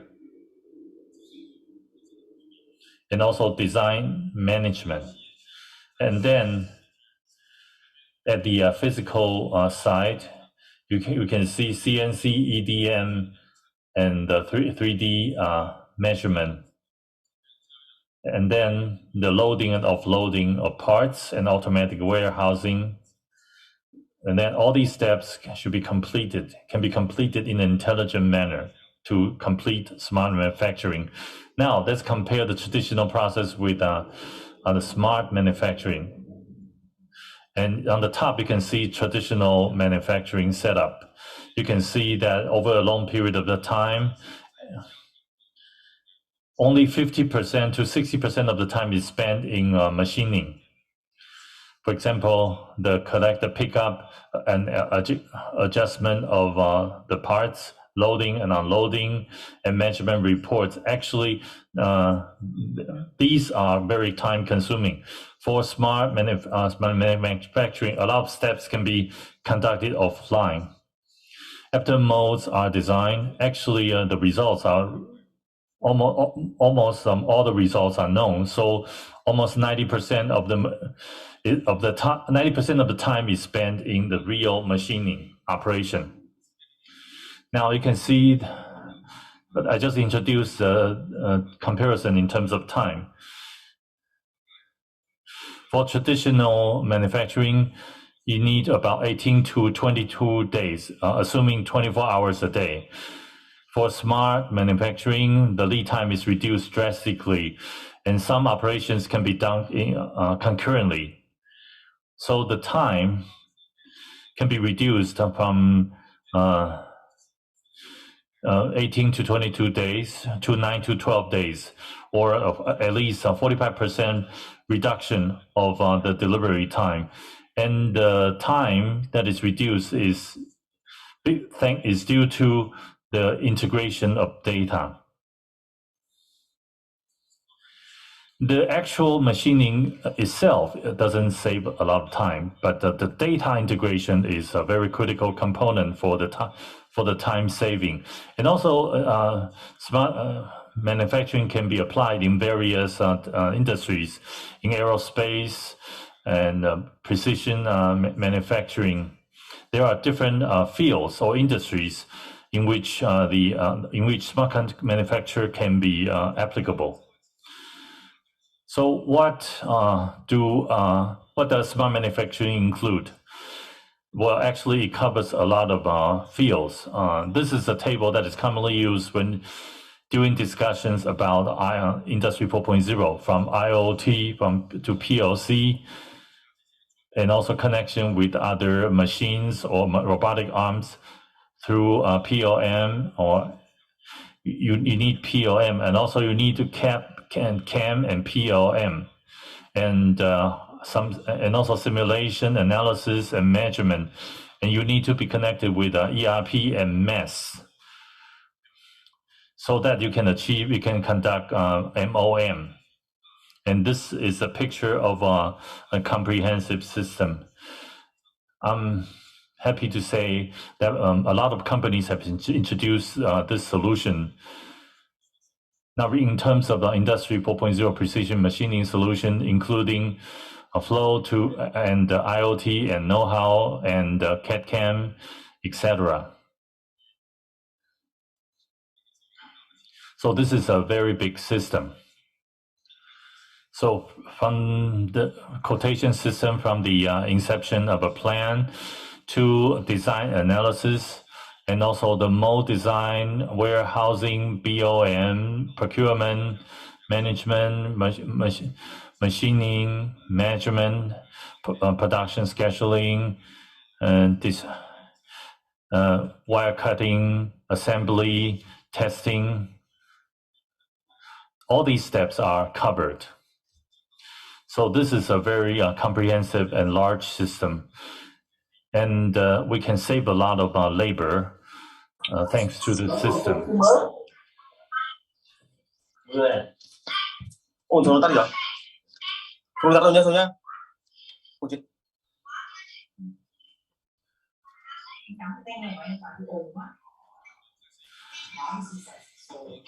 This is a video clip that shows our automation. This is the design, the pickup of the parts, and we have RFID for each part. This is offline operation. Now I make some adjustment to the mode offline, and after the adjustment or calibration, I will send the parts to our bunker in the warehouse or the bunker, and then the machines in the factory are currently running. The robotic arms can pick up and load and offload parts for various machines. So you can see a lot of temporary storage area for parts and materials and tools. And you can see that robotic arms can pick up a lot of stuff and supply different parts and tools for different machines. And after the parts are loaded, and calibration and adjustment are conducted to make sure that the parts are positioned correctly. And this is done through MOM management system.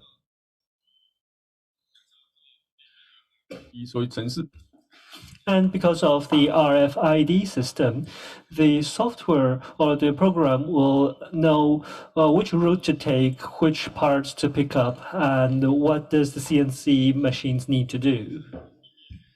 This is the EDM's electrolyte management system. As you can see, it can automatically calibrate whether the specs are in line with the requirements after the processing is completed. This clip was taken from one of our clients in Taiwan, in the southern part of Taiwan. This system was established here locally, and well, the cost of establishing such a system has actually been going up. but nevertheless, such a system would still save at least 80% of the human labor. Right, that's the end of my report. Thank you very much, Dr. Liang, for your presentation. We are now moving into the Q&A session, and I'd like to thank our participants for providing the questions beforehand. We have already received a list of questions, and the first question is, what aspects of digital transformation do Vietnamese businesses need to improve? Maybe we can invite Dr. Gao Huanglong to answer this question, please.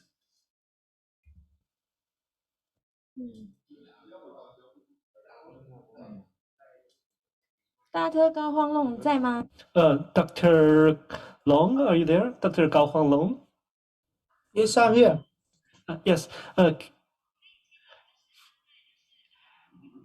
Would you like to answer the first question? The first question we've received is, what aspects of digital transformation do Vietnamese businesses need to improve on? Okay. Câu hỏi quý vị có gửi cái câu hỏi là doanh nghiệp cần phải chuẩn bị những cái vấn đề gì trước khi mà thực hiện cái chuyển đổi số, đúng không ạ? Can you repeat the question, please?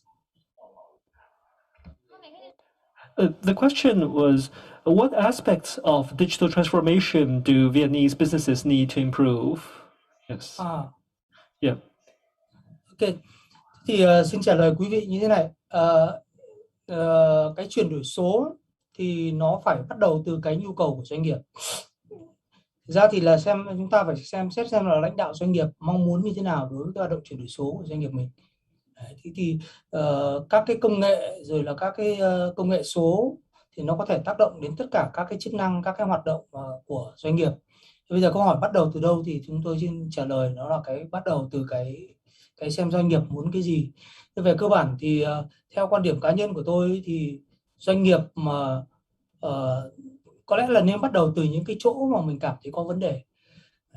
Khi mà chúng ta thấy là mình có cái vấn đề ở cái khu vực nào, cái lĩnh vực nào trong cái hoạt động của doanh nghiệp mà cần phải cải tiến, cần phải thay đổi, thì nhân cái cơ hội này chúng ta thực hiện cái hoạt động chuyển đổi số đó trước. Tất nhiên chúng ta có thể quan tâm đến cái vấn đề ví dụ như là các cái quản lý các cái quan hệ khách hàng, hoặc là mình xem là nếu như mình có cái vấn đề trong các cái quá trình lõi của doanh nghiệp, đúng không? Quá trình quản trị sản xuất, quá trình quản lý thiết bị, quá trình quản lý chất lượng, vân, thì những cái chỗ nào nếu như chúng ta không thể thay đổi toàn bộ doanh nghiệp, ví dụ như đầu tư mới toàn bộ cho cái công nghệ 4.0, thì chúng ta có thể bắt đầu từ những cái nơi mà chúng ta thấy là chúng ta có thể về nguồn lực con người, về vấn đề tài chính là chúng ta cân nhắc, và chúng ta bắt đầu từ những cái chỗ như vậy. So please next please. 好，那谢谢Dr. Gao Huanglong的。Thank you, Dr. Gao Huanglong. The second question is, what do businesses need before investing in digital transformation? We'd like to invite Deputy General Manager Zhang to answer this question. All right, thank you. I think the question is on what do businesses need before investing in digital transformation. I think allow me to explain two concepts first. The first is digitalization.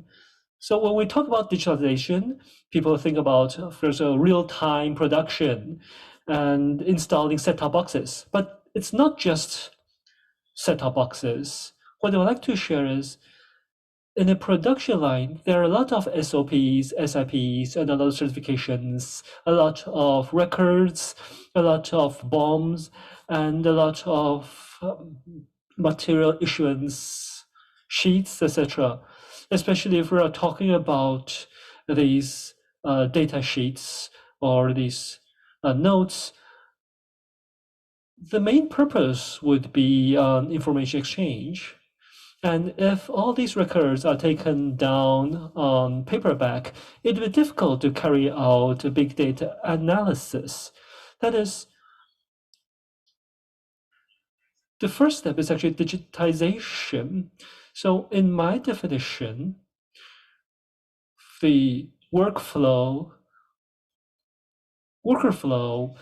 the process flow and production flow actually has to be digitized first before we can move into digitalization. It has to be digitized first. Such records need to be digitized in order for us to carry out optimization, which would be the actual digitalization or linkage with digitalization. People often say that when we see Kanbans or when we see dashboards, this would be digitalization. But I would say, or I would beg to differ, because it's not just that. If we look at the factory's production line, we have the front end, mid end, and the back end production. We want to make sure that the production lines talk to each other, the machines talk to each other, or the machine-to-machine connectivity.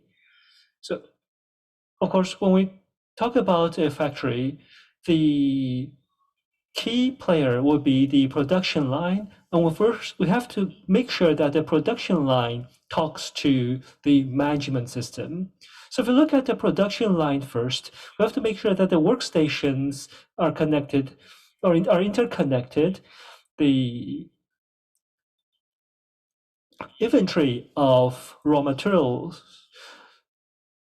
is connected to the production line, and this would ensure a steady supply of raw materials. The workflow or the worker schedule has to be connected, and the output or logistics has to be connected. Otherwise, this would cause the system to be isolated, and we would not be able to work on them in the whole. So after talking about digitization and digitalization, we'd like to talk about digital transformation. But what exactly is digital transformation? I think we have to take a step back and talk about why do we need digital transformation. The purpose, of course, is to create differentiation. You want to create different products or better products in order to get better sales, have higher revenue. Of course, the purpose is always to increase your revenue. And I think that is actually something we have to keep in mind first. Okay, thank you very much. And the third question is, so what exactly is smart production? How do we quantify or understand the current production status of enterprise? Are there any rules for setting up a smart production system? Okay, this is actually a broad question. So what exactly is smart production? People have not come to a consensus regarding the definition of this term, actually. When I joined a seminar on smart production, the consensus of the discussions was that smart production comes in two prongs. The first prong is to anticipate what is to come.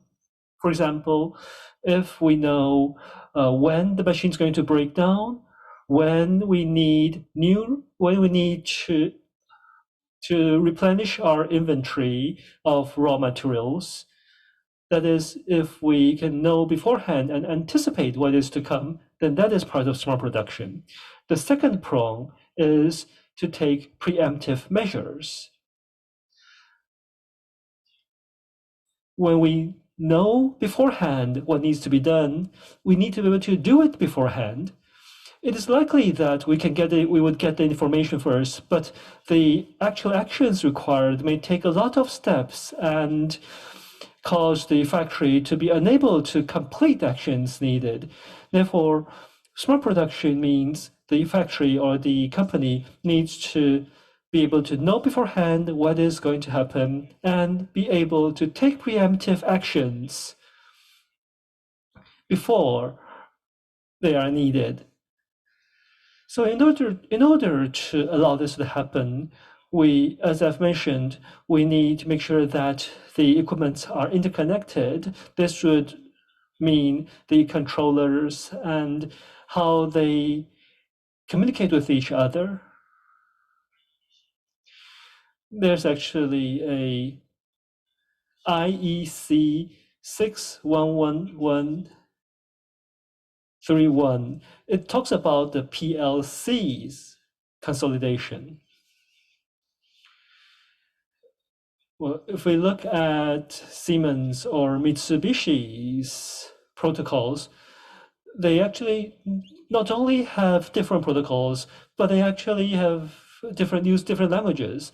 Mitsubishi, for example, uses a step model, but the companies in Europe actually use computer language.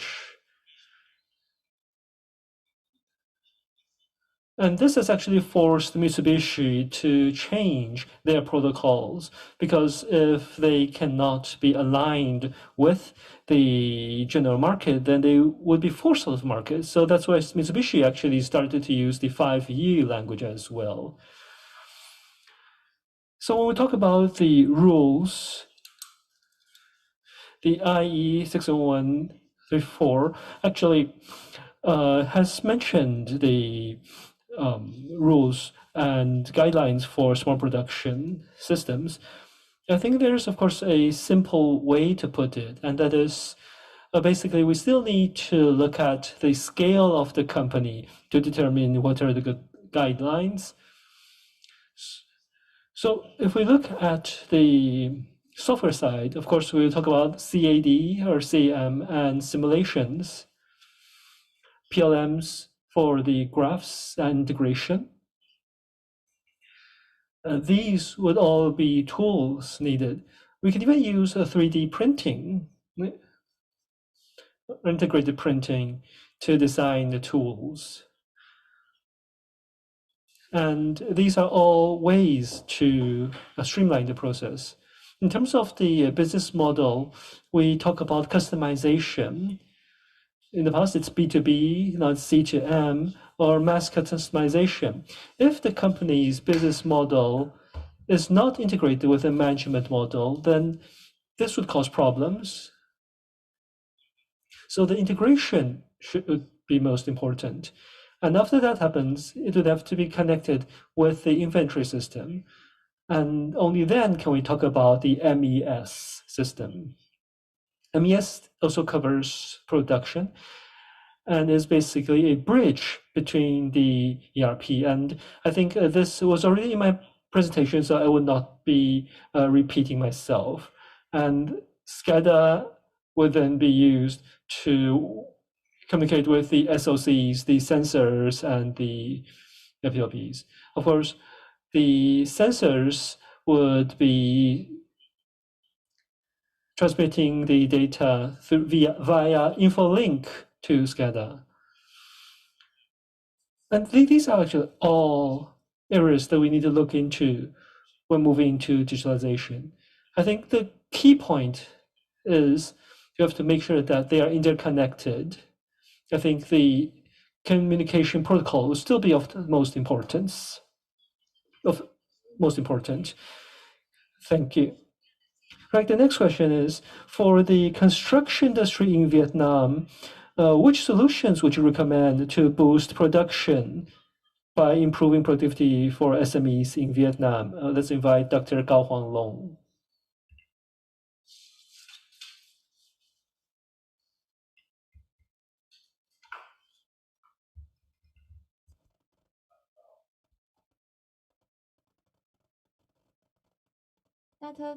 Dr. Gao 有听到吗？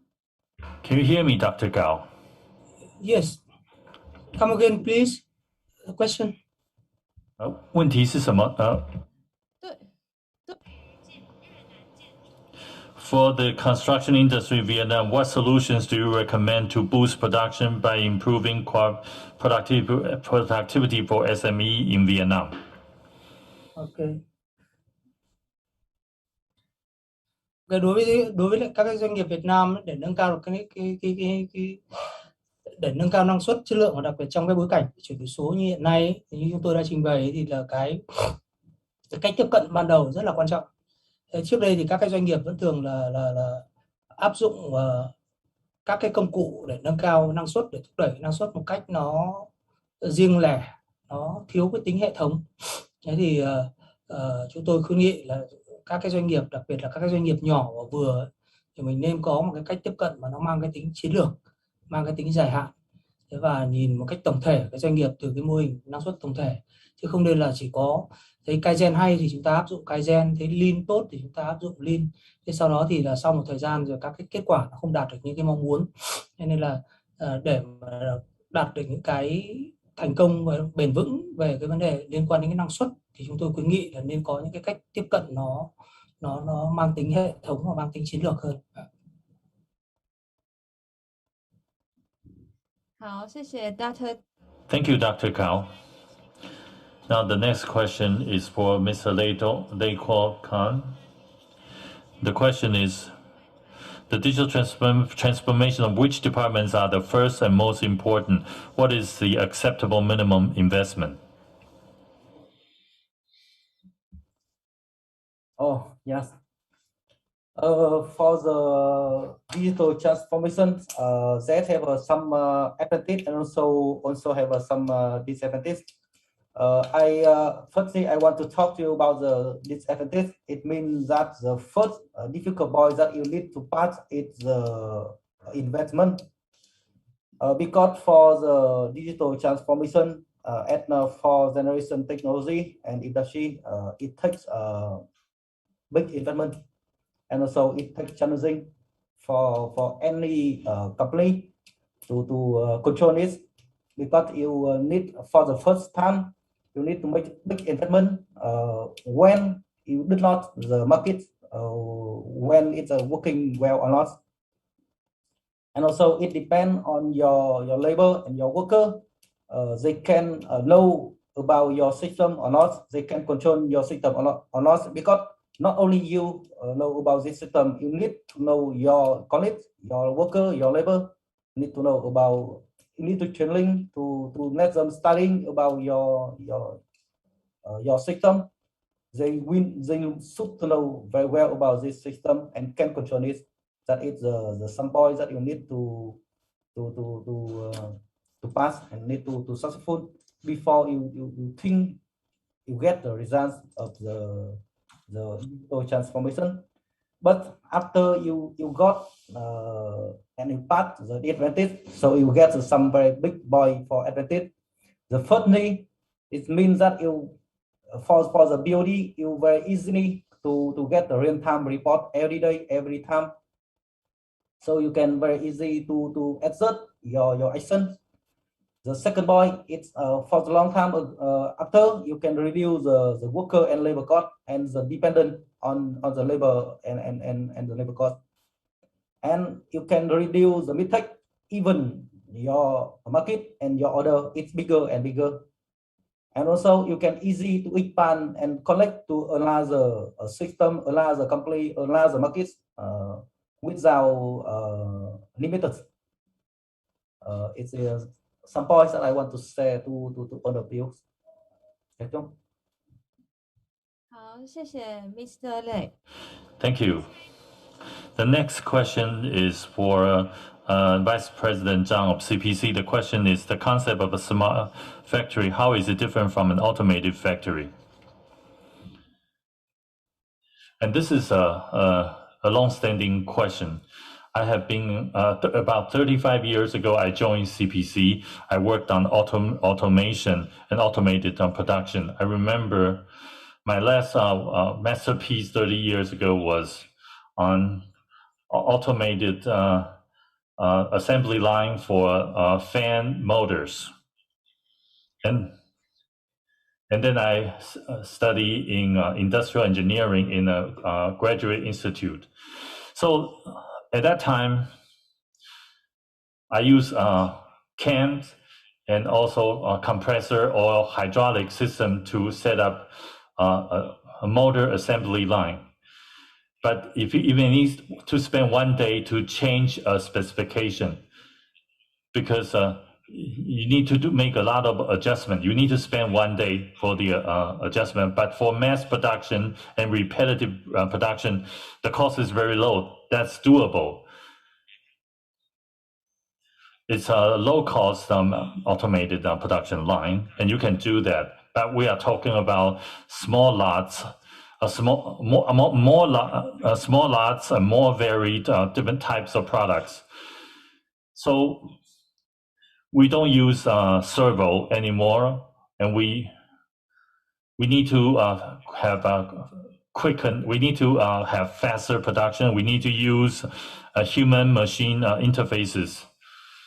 So what we need to do is to change the program. So if you have done this, just by a click of a button, you can finish the change. You can complete the modification to meet your demand, including mechanic machining, and you can make changes very easily. So my conclusion is that actually in early times when we work on 3.0, I remember my team all work on the first CIM system for a cement factory.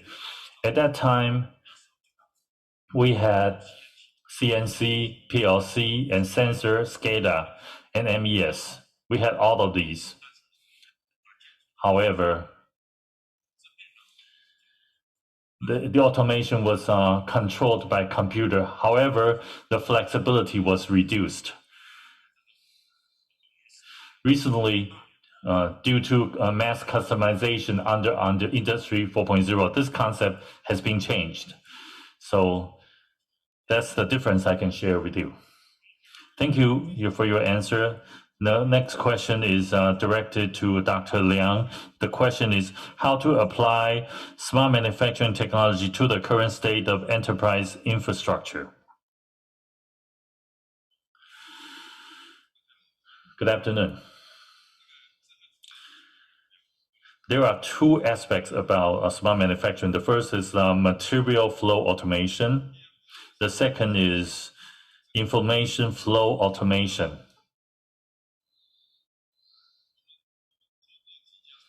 We have worked with a number of companies for material automation. You need to use AGV and all robotic arms. The cost is it's not possible to keep the cost low. However, for the automation of information flow, well, you can reduce a lot of preliminary operation if you can do that. So when you have a limited budget, my recommendation is that you can work on the information flow automation first, and this will reduce a lot of ineffective man hours. So if you have enough financial resources, you can add AGV and robotic arms, and then you can achieve automation in terms of material flow and information flow at the same time. Of course, if you have enough budget, you can do that all at once, immediately. In Taiwan, this is the typical recommendation I provide to customers. So by doing so, you can increase your production efficiency and reduce a lot of waste in man hours. Thank you, Dr. Liang, for your answer. The next question is, what is the basic foundation for building smart manufacturing? I'd like to ask Vice President Zhang to answer this question. SAP proposes a structure, the belief that the management process of business is the most fundamental aspect. If you don't have that straight, you don't know what to do when you try to procure equipment. So after you have done that, you need to be very clear about what your objectives are and what benefits you can bring to the company. So this is a risk assessment. This is also a basic work.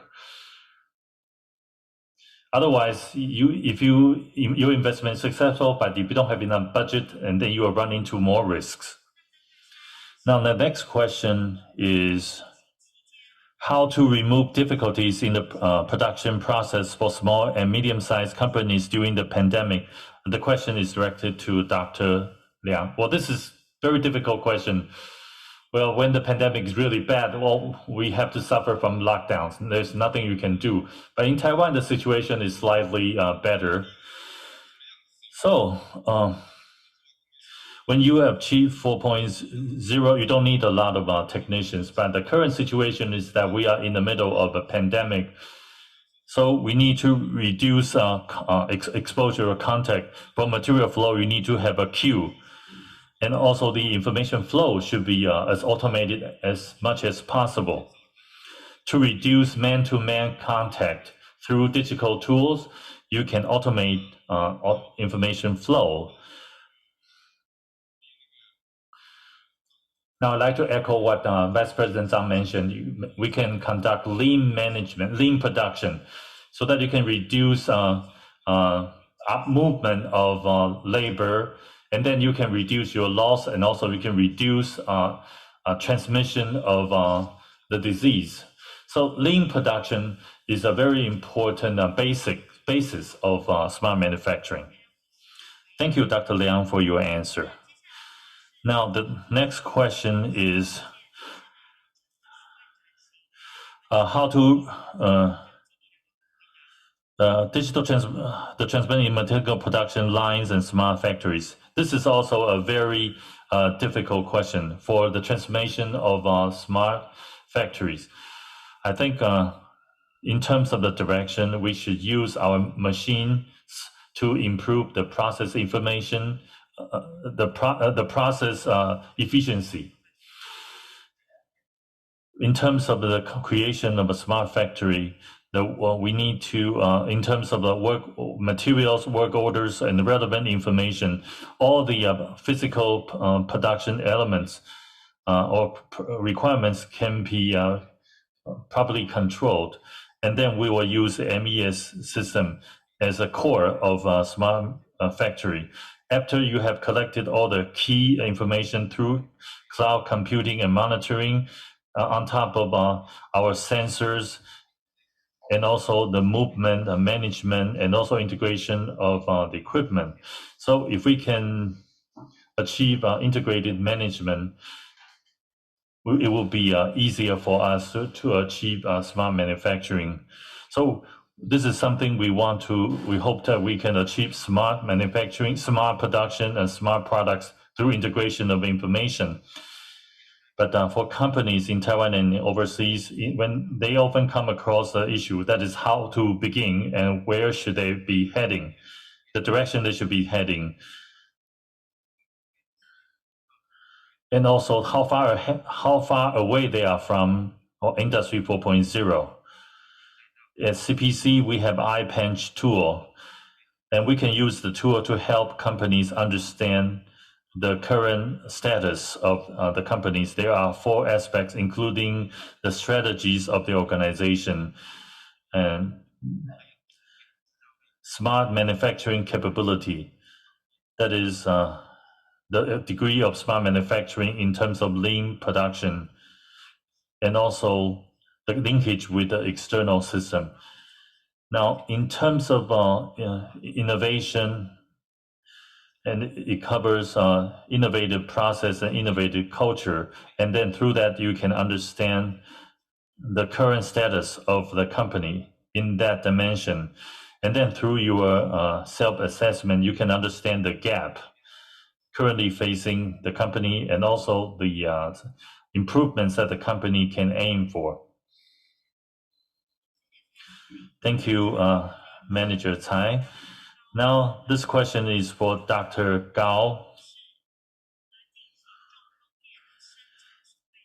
That is how to achieve heavy industrial production, how to achieve the digital transformation for heavy industrial production.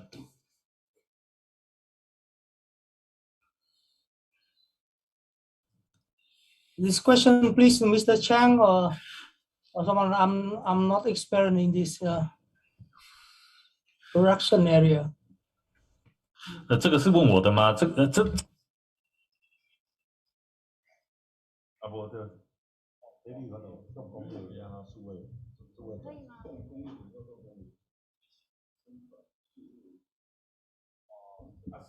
么是重工业？可不可以理清一下？这一题。Why don't we skip this question? Maybe we can address this question later. Now, the next question is for Mr. Tsai from CPC. what is the question is, what are the applying tools and system in smart production? Thank you. There are many tools and systems for smart manufacturing.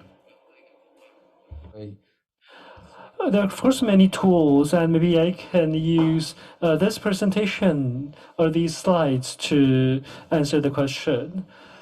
Allow me to show the slides first. This is the smart manufacturing structure that has already been mentioned. If we start from the bottom, you would see that other than having the equipment and hardware in place and make sure that they are interconnected, we'd also need to introduce equipment like AGVs or AMRs, that is, vehicles that can automatically transport materials. And that's when we can introduce a smart storage system. So for the smart manufacturing, we also need to use the SOC controls and smart set-top boxes or communication modules that may have been built in on the equipment, as well as various sensors to collect data. The data will then be transmitted through SCADA, and we can also use industrial computers to play this role. It is also possible for us to include augmented reality or AR interfaces for better control and to allow better remote management. This is also part of the digital evolution. We'd also set up an MES system, and it's basically the bridge between the ERP and the system on the shop floor. Usually it's SCADA. So the integration among these three, of course, are most important: the ERP, MES, and SCADA. And at the ERP, if we can so include the supply chain system and the business system, and a system to push the messages to the management, then this would be an even more complete setup. This would then allow the model to convert these data into actual action plans and have them shown on the mobile devices such as cell phones or tablets. And at this step, we would then be able to move into the big data analysis to carry out trend analysis, etc. All right, thank you very much. We'll now move into the last question. And this question will be for Mr. Lê Gong Can. The question is, which technologies are currently being used in Vietnam to support smart manufacturing? Mr. Lê Gong Can, please. Okay, yes, thank you for your questions. For Jager, we use German technology for our digital transformation. We use not only one type of software or one type of the technology. We combine many type of technology come from very high-end technology from German. The first is the automation machine come from Hallmark, Germany. The second is the control software for the connecting the machine, also come from Germany. The third one is the software, design software. In our furniture industry, we have a CAD/CAM integrated software. It means that when you are making drawing, so it immediately sends the data, working data to the machine. That is the third software. It's the design CAD/CAM software. And the third software, as the first software that we use, is the ERP system and ERP software. This ERP software, of course, we can buy from a very big company like SAP, SAP company, but in Jager case, we develop by ourselves. That ERP system is the basics of the ERP system we developed by our own develop team, And also we asking support from ITZ, also Vietnamese company, to coding it, and also we working together and become our own ERP system. Summarize it, it for technologies that we use in Jager. The first is automation from machine come from Germany. The second is the software itself to control the machine. The third is the design software, and the fourth is ERP system. That is the basic one that you can continue and starting to your system. And also to complete your system, you need to IoT.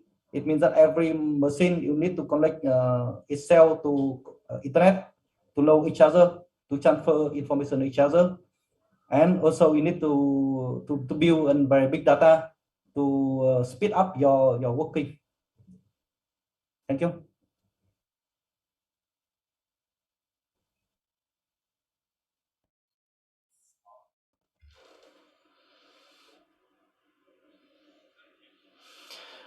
Okay, thank you very much. I think before we close the meeting, I think Dr. Liang would like to say hello to Dr. Hip because it's been almost 2 years. Maybe 2 years ago. Nice to meet you again. Yes. Yes.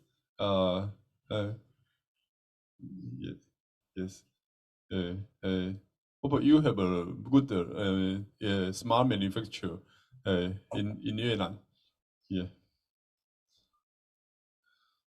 Yeah. We have some experience. Maybe we can share after the meeting. Okay. See you. Thank you. 好，那活动进入到尾声。Right. We are approaching the end of the webinar, and would like to invite representatives to give a closing remark. Let's have Deputy General Manager Zhang first. Okay, my dear friends in Vietnam,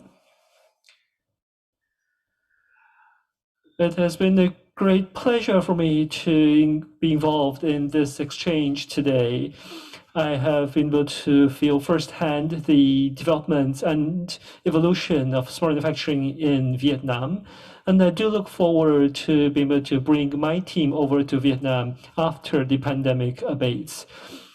I believe by integrating the energy in Taiwan and Taiwan and Vietnam, we'll be able to move forward together even faster. I'd like to once again thank Dr. Hip and his team for helping us set up the webinar, and I'd like to thank Dr. Hip once again. Okay. And thank you very much. We'd now like to welcome the representative from Vietnam to give a closing remark. Yeah. So on behalf of the VNPI team, Vietnam Productivity Institute, we would like to thank you for CPC team, our resource speaker, for sharing very informative presentation and also very informative question and answer session. We have a special thanks to Dr. Pao Cheng Chang, Dr. Hamming Hiep, who give an opening speech, and also CPC team, VNPI team, and all our participants for participation of this seminar. This seminar is organized, and we VNPI we organize the similar seminar and also training course with support from CPC in the near future, and we hope to have support from all of you, and thank you again for your participation. Thank you very much.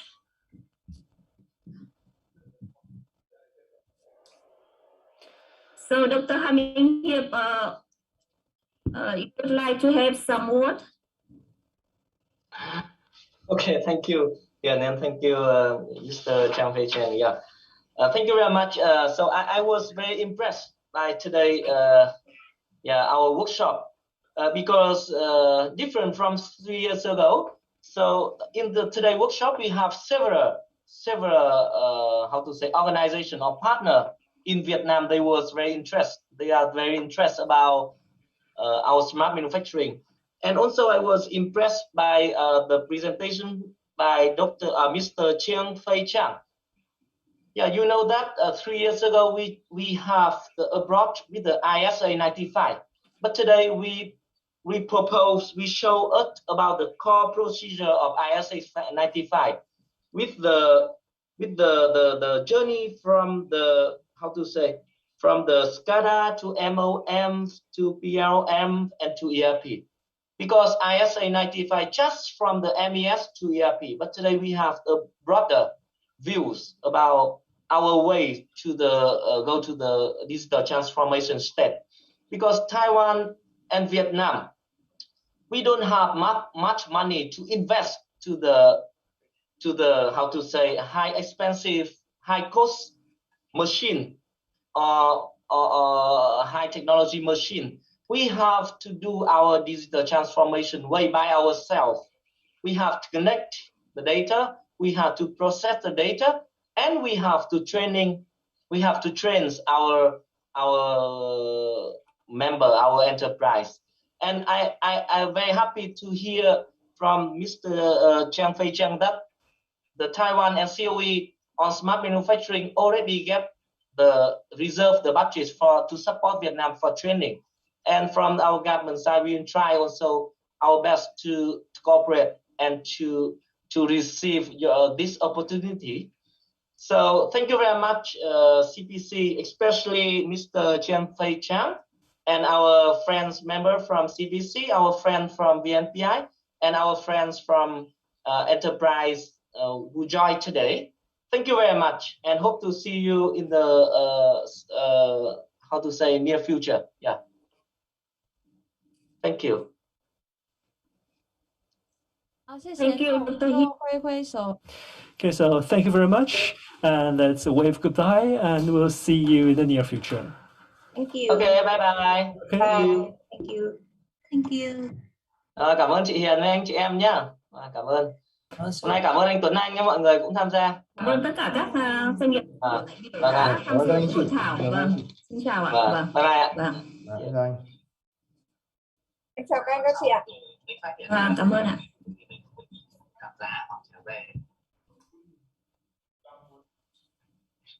Ồ, thế nào đấy? Ai đây? Ai đây? Không nhớ cái bảng đấy nhưng mà có nghĩa là nó làm bằng